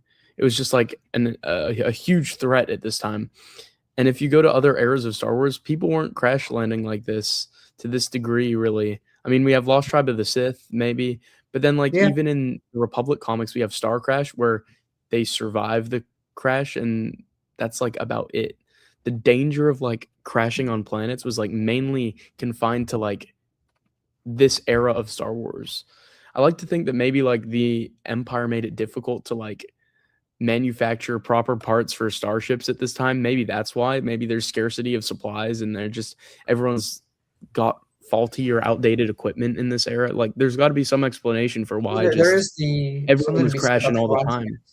It's the default storytelling method for a comic where you need to introduce a new planet. Right. Yeah. Someone crash lands. Otherwise, they don't really have any way of interacting with this planet. I mean, yeah, absolutely. You do in novels where they go from planet to planet just on their star hopping. Yeah. But here in such a short narration window, you have to have some For reason sure. to be there. So I guess I that's like to think there'd that's be why an they- in-universe reason as well, because I do think it's mostly confined to this era, which I think is interesting. So Jedediah, I'm probably going to get that name wrong consistently throughout Jedediah. this It's got a episode. Bible name. But is he the same species as Exarchon's master, Vodosiosbas? Maybe. I don't think know. that's been suggested, but I don't Those are know if more that's actually crab-like, canonical. though, right? Exarchon's master is like more like I've a seen crab. people talk about that. I don't know if that was confirmed. Let me look it up, because he's a Kravaki, I know. I don't know what their species is. He's a different color. Like this guy's purple and Exarchon's master is red, but Yeah. Exarchon's But he- master, I think Vodosiosbas, I think he's a Kravaki. But I don't know what this species name is. I'll find out. I don't remember But I've having seen people talk legs about like that. But I've seen people mention like if they were the same species in like the forums, but I don't think that's been confirmed for sure. Jedediah's species is Velmok. Valmont. Right. So other Velmoks are nowhere. This is like their only appearance. The complete Star Wars Encyclopedia, a Wizards of the Coast article, this issue, and probably Supernatural Encounters. And Somewhere, it yeah. seems that's about it. But they look a lot like Vodosiosbas from Tales of the Jedi. Very similar. But Tales of the looking Jedi, though, species. it's definitely more like crab-like than bug-like, I thought. SE Yeah. probably established that they were from the same They ancestor. probably are right? related in some way, shape, Yeah. or form. But so Luke, Yeah, I so- think they're cool species. I would have liked to see them utilized more. And I think an action figure would have been cool from Kenner in this Yep. day. Like I can see the way that they would mold the arms for this character. I think it would have looked really neat. Brennan, when we do the Pablo story together, we're gonna put one of these guys somewhere. Oh yeah, let's do it. There you I'll go. make note of that We'll right do now. it. We'll do it if no one else will. We'll give them their second appearance. We'll pick up the slack. Exactly. We've been waiting for all this time since Star Wars issue number 49 to see the Velmoks again. I've been waiting a while. We've been waiting like Al's been waiting for more Scandits to show up. Yeah. I'm always waiting. ready and eager. There's enough of them. You'd think they'd show up every now and again. I will say, when I think of this comic, this is the panel I think of. True. I think of Yeah, that's good. Jebediah, whatever his name is. I think of him on this panel. I don't bursting like- forth with his staff. I don't like that he's a human name. Like that's an uncommon human name. That's a really uncommon human name. But even still, like that he's should like a be bug. It should be Zishnor like a- or whatever. That should be like Blargor, whatever. I don't Yeah. care. I Just mean, not it's that. Jedediah is literally a king of Israel. So like, There you go. it's kind of weird. Don't like him. Don't What are they like him. trying to say? Just kidding. they're running out of names for this point. Like Star Wars names are so hard to create as it is. So just No, go with whatever comes up. Like honestly. put it in a name generator and then run it. Anyway, he's got this He- problem. Yeah. Sorry, go ahead.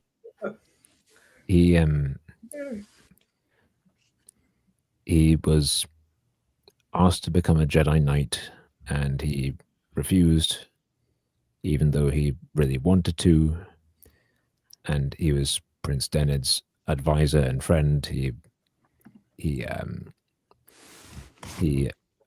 at one point saved his and Lauren's lives, but suffered brain damage in the process, and now he thinks he is a Jedi. It's an interesting storyline, but I feel like to a degree we've already seen this better with Don Juan Quixote in Aduba, so it does feel like it's retreading old ground a little bit.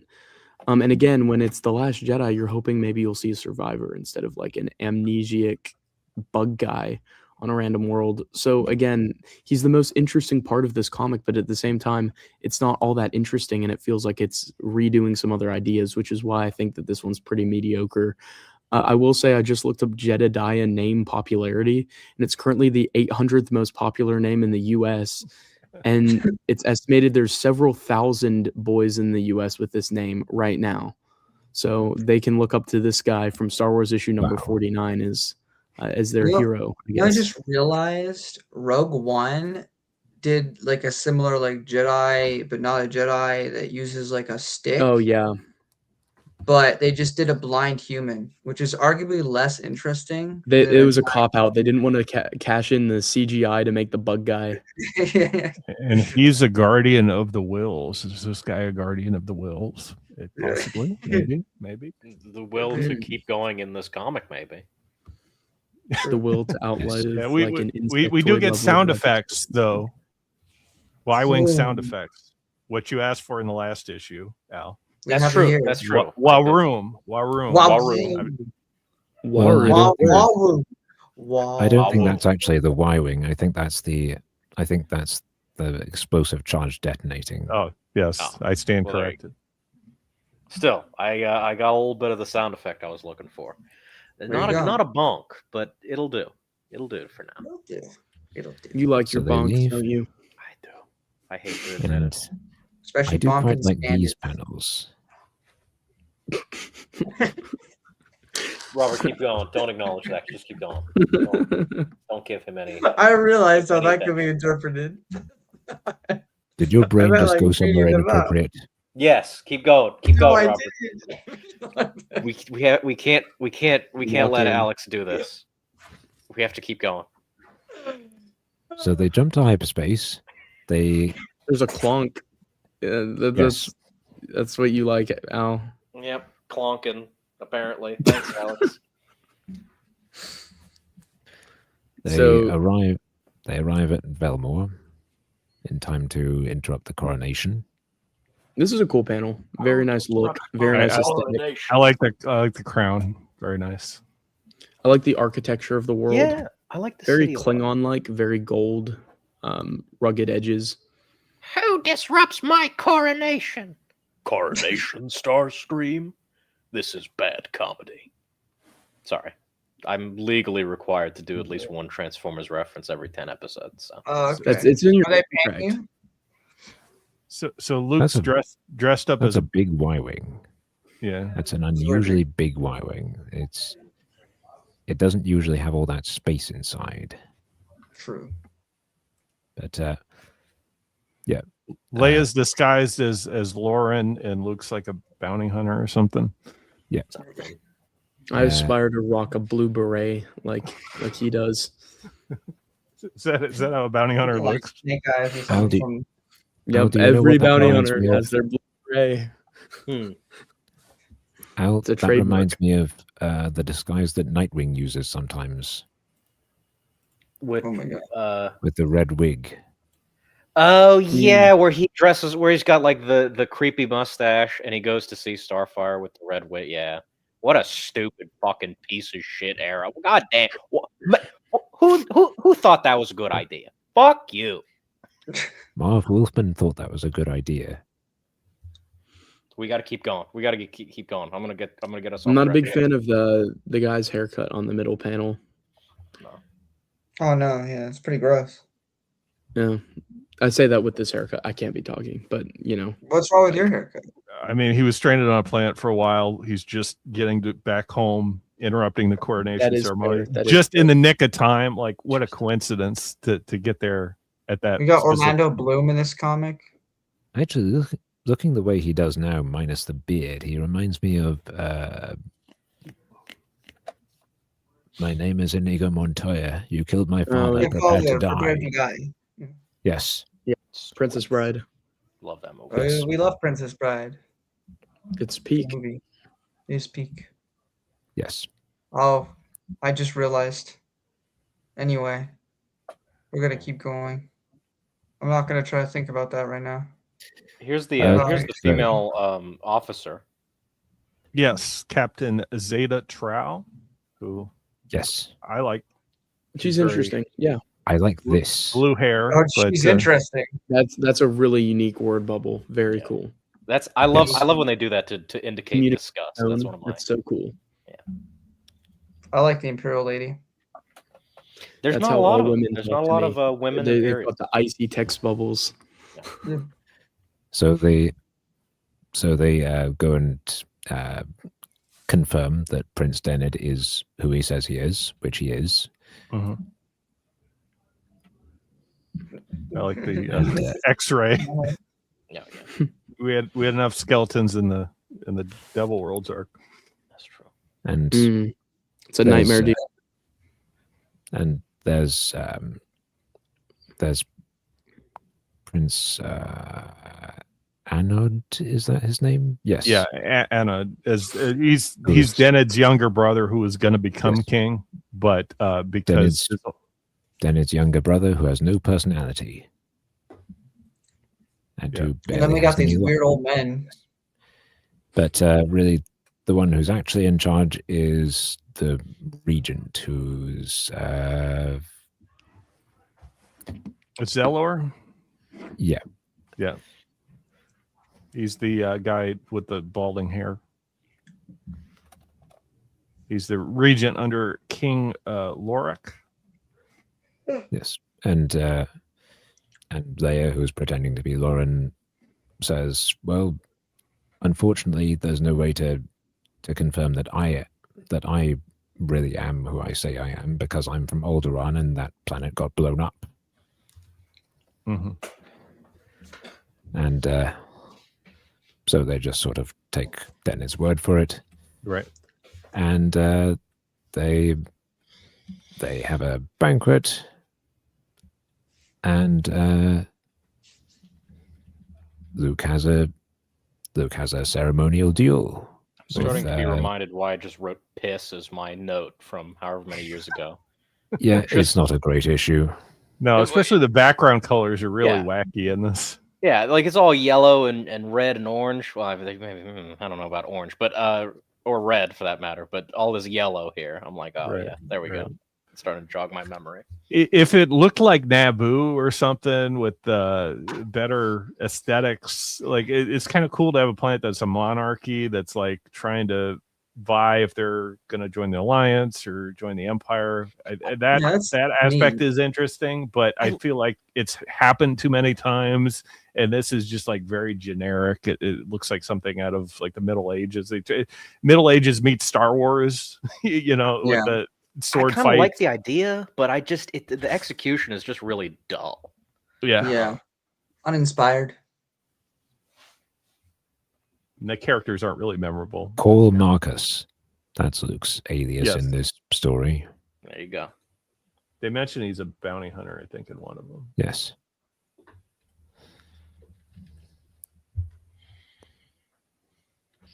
And the Imperial captain takes an interest in Luke. Looks like, what is he wearing? Like a cat in a hat suit or something? Like, he looks terrible. Yeah. She's getting real close right off the bat. Yes. Does this count as another lady for Luke, even if unintentionally? See, this is the one Luke should go after, in my opinion. Yeah, there you go. He should join the Empire. Yeah.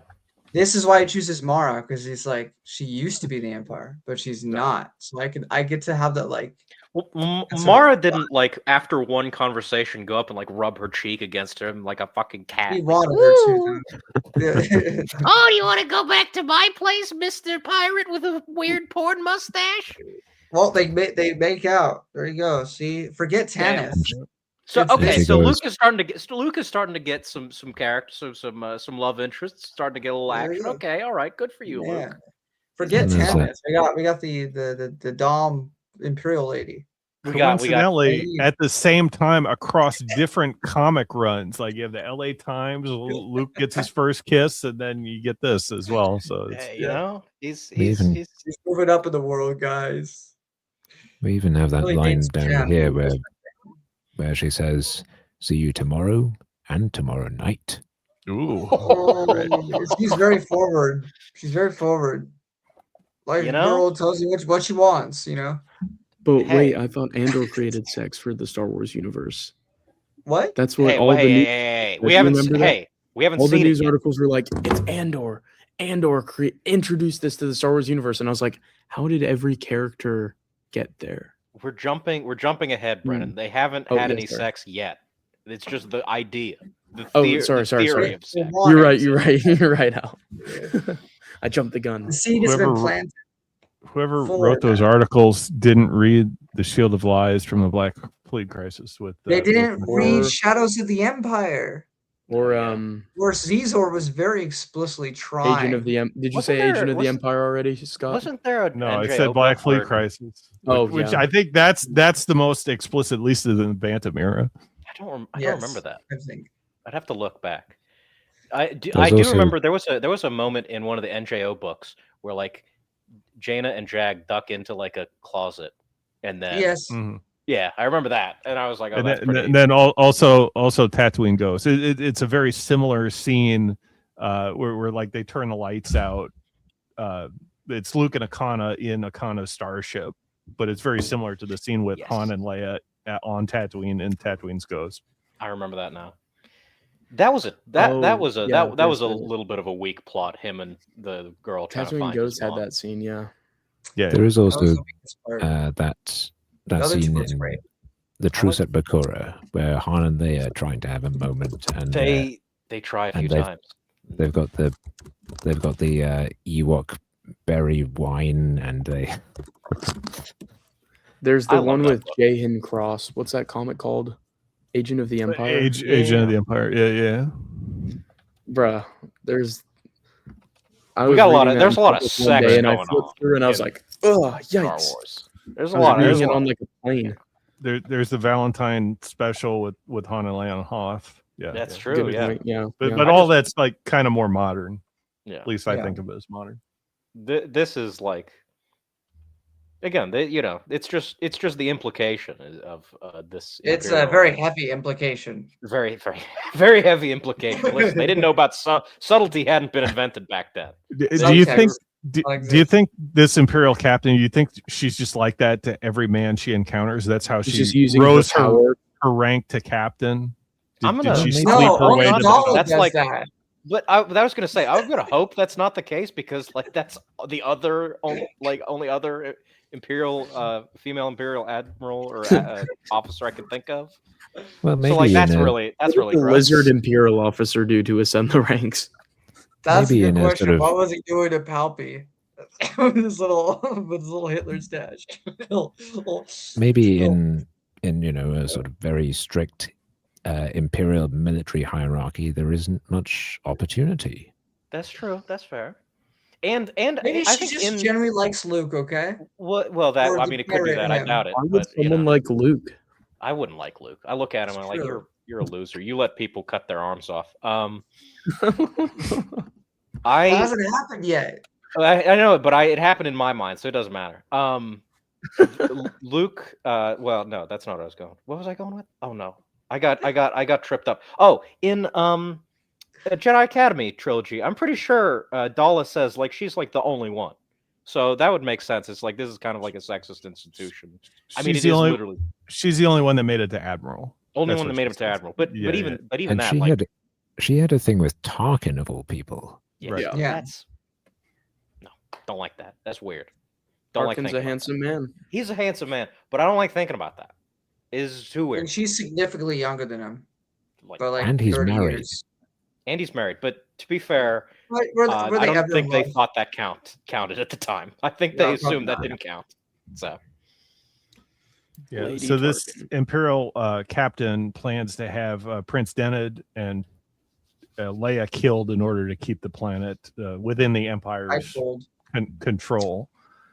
So we She- see there's She tries to hire Luke to kill Dened and Leia. mhm. And that could be why she's being affectionate toward him. Yes. I'm not convinced she's entirely faking, though. nah, I think there's a whole part of her that's like, that's not bad. I don't mind. I wouldn't mind that. Yeah, I agree. That's how I read it, at least. Yeah, Okay. I So- do think it's mostly playing. Yeah, Maybe she's going, he'll do it, Zelor. Marcus will kill Dened and that simpering girl. Then we'll kill him after tomorrow night. could be. All right, let's keep Keep it it- going here. We're getting caught up on sex. We're lost we in the can't do sauce, boys. Or we're back in 6th grade. Yeah, this is not good. both Or this it's issue like- and our Interesting aspect of attitude. the storyline though, because we The haven't amount of seen this content before, you've right? given me by Interesting. these is worth it. So What do we I think like of this guy's Velor's hairline. hair? Yeah, I don't like it. W hairline. it's like it's the opposite it's of a good- mine. He's That's got true. nothing here and lots here. it's like drug-induced Jack Nicholson or something. It does look a little bit like Jack Nicholson's That's hairline. a good shout, Alex. That looks like how he would look in Batman '89 if he did. But on a the little left, he crack. looks like Wolverine from the back. It's interesting. I really hate how Luke looks in this issue. I It don't makes like me uncomfortable, to be honest. I don't like his mustache. He doesn't wear it very well.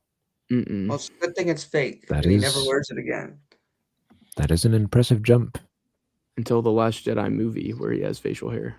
To be Is fair, that it a looks direct okay reference there. to his facial hair here? Yeah, they knew. They foresaw. The Jedi must die. Anyway, And also, Denid's been marooned on that planet for who knows how many years. So Mm. I think that's partly why he's. Well, that's actually a little bit insulting to Leia. She's a very attractive woman, but he really goes for. Mm. And He's only human.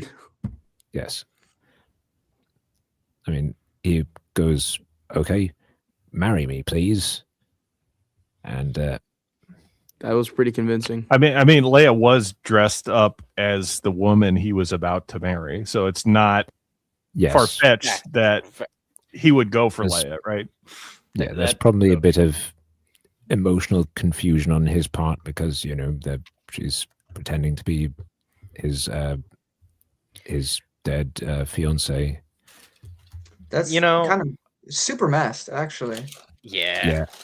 This is not a great situation, to be honest. You know, we always talk about Andor showing that the war was complex, but here Leia is manipulating this poor man's emotions. To be fair, okay, let's Just be for the fair, cause. Alex.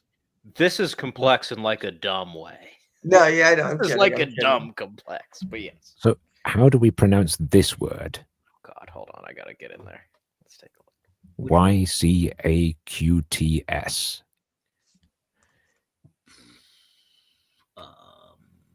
I think you just spell out the letters. That's all you do. My go-to decision with Star Wars names is to pronounce it however, and then let other people correct me, and then ignore them. Isn't that right, Robert? Oh. Yeah. That's my go-to. Is just be wrong, have people say that's not how you do it, and then just keep going. Is it Y-Cats? Y-Cats, I guess. Because Q you wouldn't pronounce, right? Not unless there's a U after it. There's a Well, way. Ikacts. Yep. Ikets. Ikacts. Ugh, I don't like that. I don't like that sound. Your cats. That's Yeah, Your that's what- cats are in the that's what, driveway. You know. That's what I said. Or white. Well, yeah, your cats. your cats. Your cats are in Ickets. the way. Get your cats out of here. All right, let's not get bogged down with the naming Yeah. convention here. Yeah, Let's continue with the story. Yeah, 3PO Yes. talks to this medical droid who says, yep, nope, sorry. I can't do anything for Jedediah. His mind is damaged beyond repair. Mhm. Yep. And actually, it's quite a sad-looking medical droid Yeah. Yeah. with the eyes here. Melancholy. Why they make them look so sad? Okay, here's something I like about this issue. The release the Murids, and the creatures just go Murid, Murid. They're like frog pigs. Yeah. All right. I don't know. They're very bizarre. I don't like the color on those. There's like too many pinks and too many yellows and too many oranges in this. It's like a really bad smoothie. Yeah, and they're riding like bigger versions of them that are yellow, kind of frog. It's kind of These like the creatures- thing from the episode 4 special edition. They but- look like something the Gungans would use. Mhm, Yes. Very true. Misa Very true. loved the yellow ones. Sorry. I need to sleep soon. I say that as if Robert hasn't been suffering all morning. These creatures do sort of remind me of what are the things the Twi'leks ride in TCW? Oh. The blurgs. Yes. Yeah. Yes. They do look like the blurgs. You're right. Maybe they are the blurgs. Maybe it was the blurgs we made along the way. Could be. Made along the way, yeah.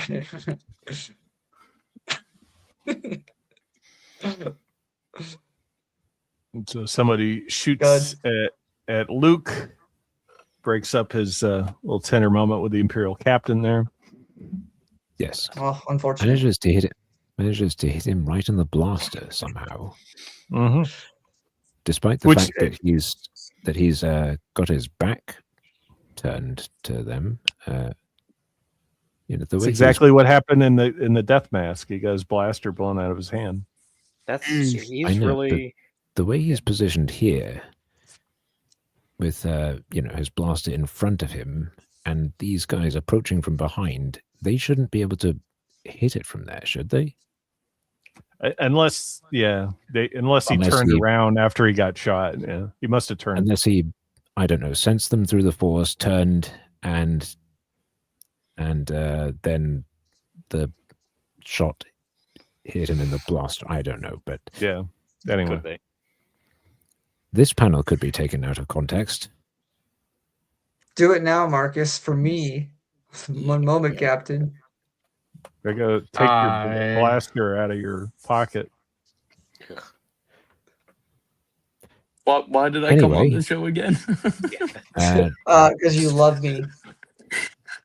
The first comic we covered was a lot more engaging than this one. This one's kind of for sure. evolved. We're having to entertain ourselves because it's a little bit bland, right? Yeah. Denid and Leia get stunned. Bro, the all green shit is certainly a look. I think they established later.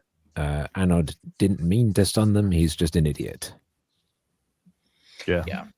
I'm a level with you boys. This issue, I'm kind of reconfirming my original opinion. This is just urine. I don't think I have much use for this. I actually think this is worse than the last time I read it. I was more forgiving last time. This might actually be like lower than a 5 out of 10. This might be like a 3.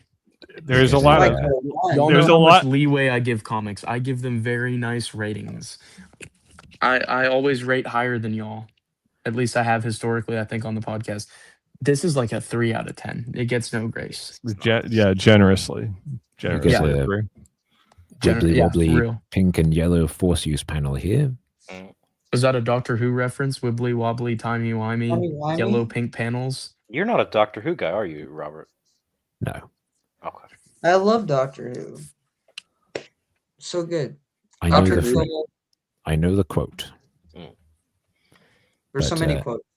There's a lot of quotes. Specifically the one that Browning was referring to, I imagine. Yes. But meanwhile, Jedediah senses that Luke is in danger, and this snaps him out of his I'm sorry, hearing Jedediah every time, I can't help but think like this is like some guy in an Amish community somewhere in America, not a bug alien. You know what I mean? It's the bug alien aspect that really throws. Because if it was a human named Jedediah, like that would be dumb enough. Yeah. But like, we have Owen, we have Luke, we have Ben, for sure, characters with human names, with real names. But Jedediah for Mr. Bugman, no. He's got like a boomer name for like some alien. Yeah. He needs to be out plowing the fields, not I know. Fucking being in Star Wars. He needs to go back on the horse. Agricultural corpse, right? Yeah, he was an Agricorps character, not a Jedi. Anyway, he does have some force ability to be able to sense that. Yes. So Zelor thinks that he could beat Luke in a lightsaber duel, energy sword duel. Whatever they're using. He doesn't know Luke's a Jedi or soon to be Jedi.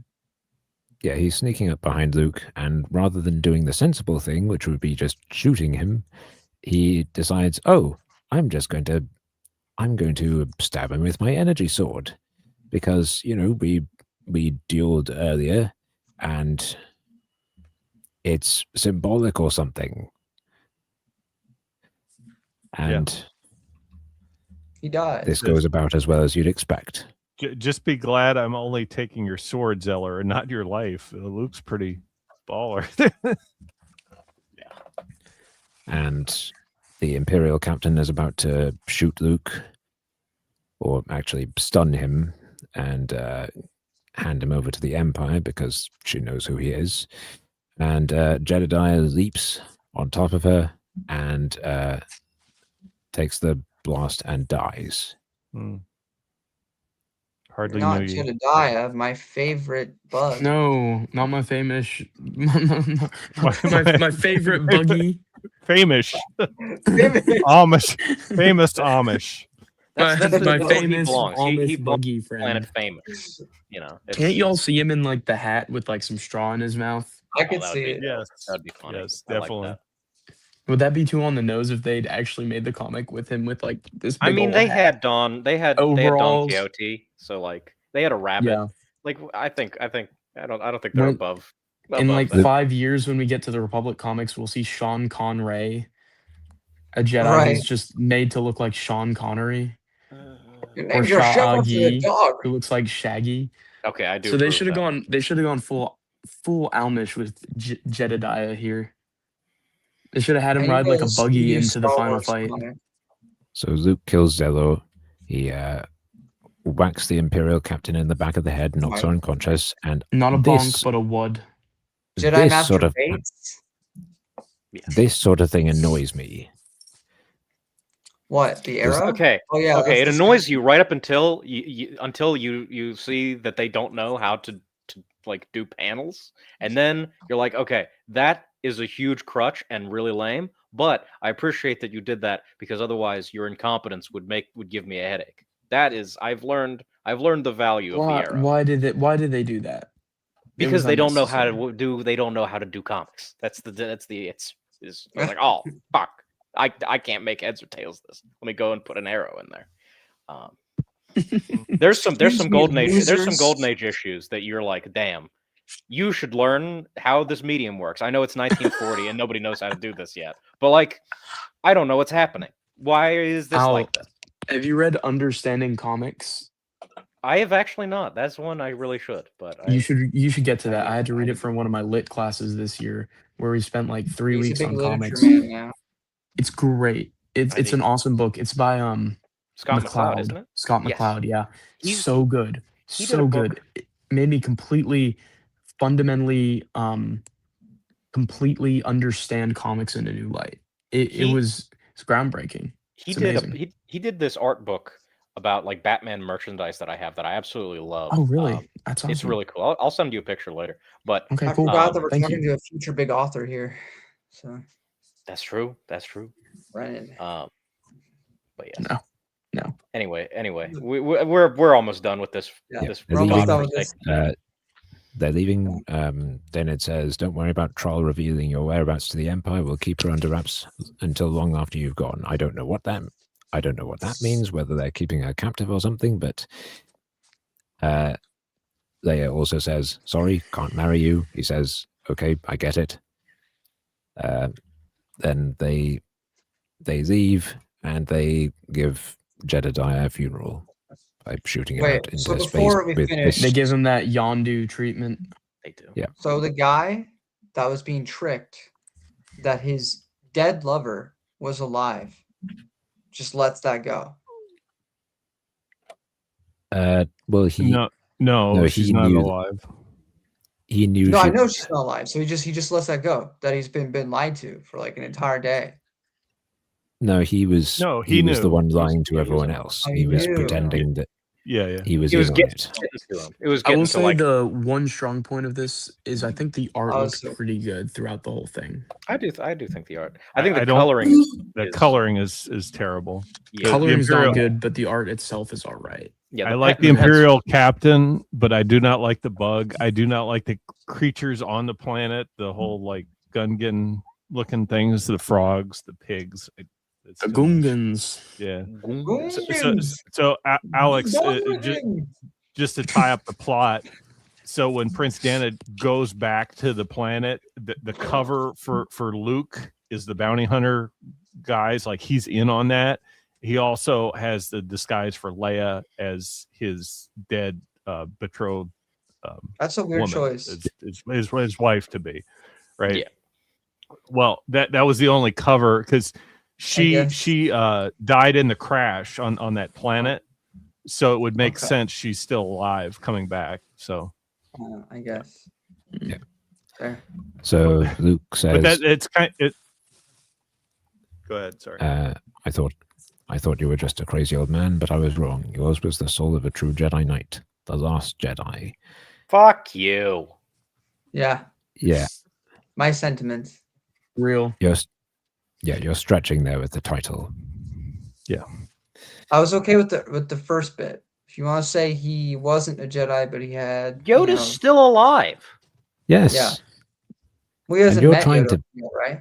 No, You're this is trying to after- become a Jedi. 0 out of 10. This was. You know what? No, I was So right. I Crook's was right. still 3 or alive. 4 years Quinlan ago. Voss is still alive. Yes. Dash Jenner's No, but- probably still alive. Like Well, Leia so Leia is many. He wasn't even a real Jedi. Yeah. Imperator Jaos Brand is Okay. still alive. Yeah. Luke real. knows He for was- sure Ikrit's Yoda's still around. Yeah, he hung out with Yoda like a Yoda's literally month ago. Luke is being so disingenuous here. He sucks. No. Why is he my Yeah. favorite character? I gotta get a good new favorite character. I'm telling you, Quinlan Voss. I do. You know what? I gotta upgrade. Luke's been responsible for too many child injuries due to incompetence. Stop hating on him for that one time. Well, one time he gets this child's arm cut off. Oh, you act like it's the end of the world. Listen, worse things have happened, okay? Do we want to bother with this, or we want to save this? I think we should cut it here and start I with think Crimson so, Forever too. next time. Yeah. Yeah, I think Yeah. that's right. Yeah. I think we're hitting the 3 hour mark. I think that's good enough. Yep. Yeah. But it's been fun. It's been real. I like Darth Vader Strikes, Serpent Yeah. Masters to some extent. Okay. Pandora Effect. I liked it. I like Pandora Effect. I like Death Mask. Devil I Wolves. like Death Of all- Mask. I thought that was Of all of these, I'd say Death Mask is my favorite.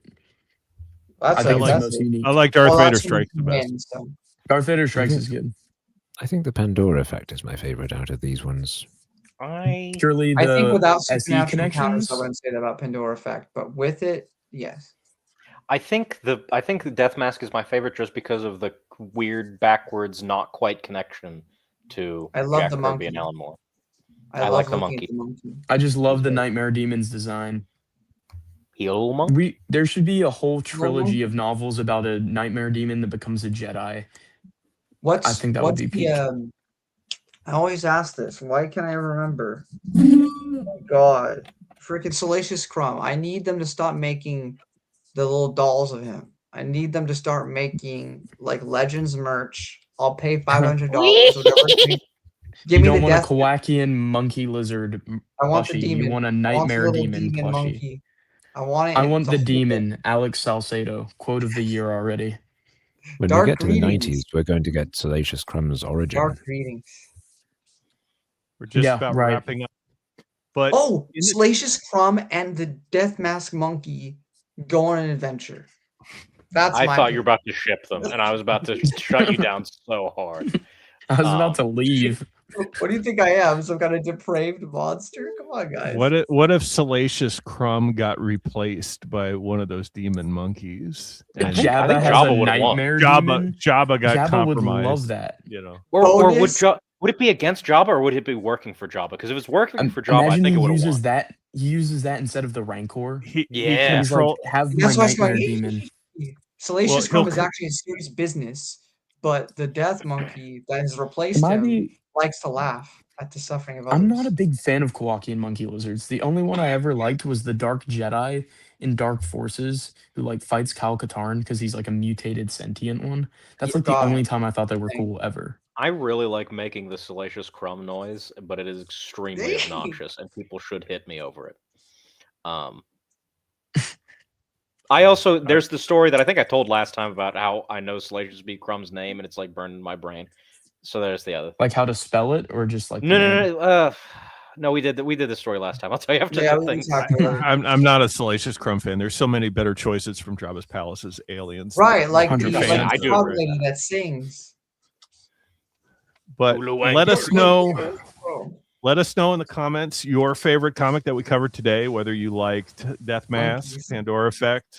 Let us Death know what you Mask. think about all of them. We'll be covering more Devil Worlds in episodes to come, so stay tuned. We Yes. also have Crimson Forever, a lot of good Marvel Very good comics. story.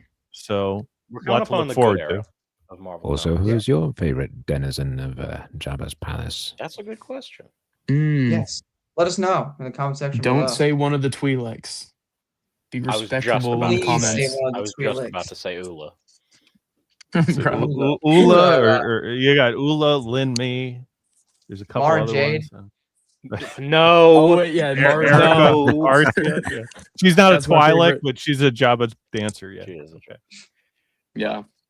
On that note, so I think my next actual favorite is Joe Yowza. Just throwing that Oh, out there.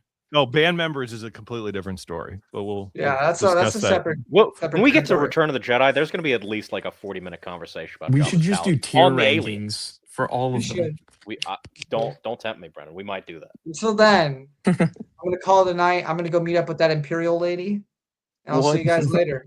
I'm gonna get to her Bye. first, so yeah.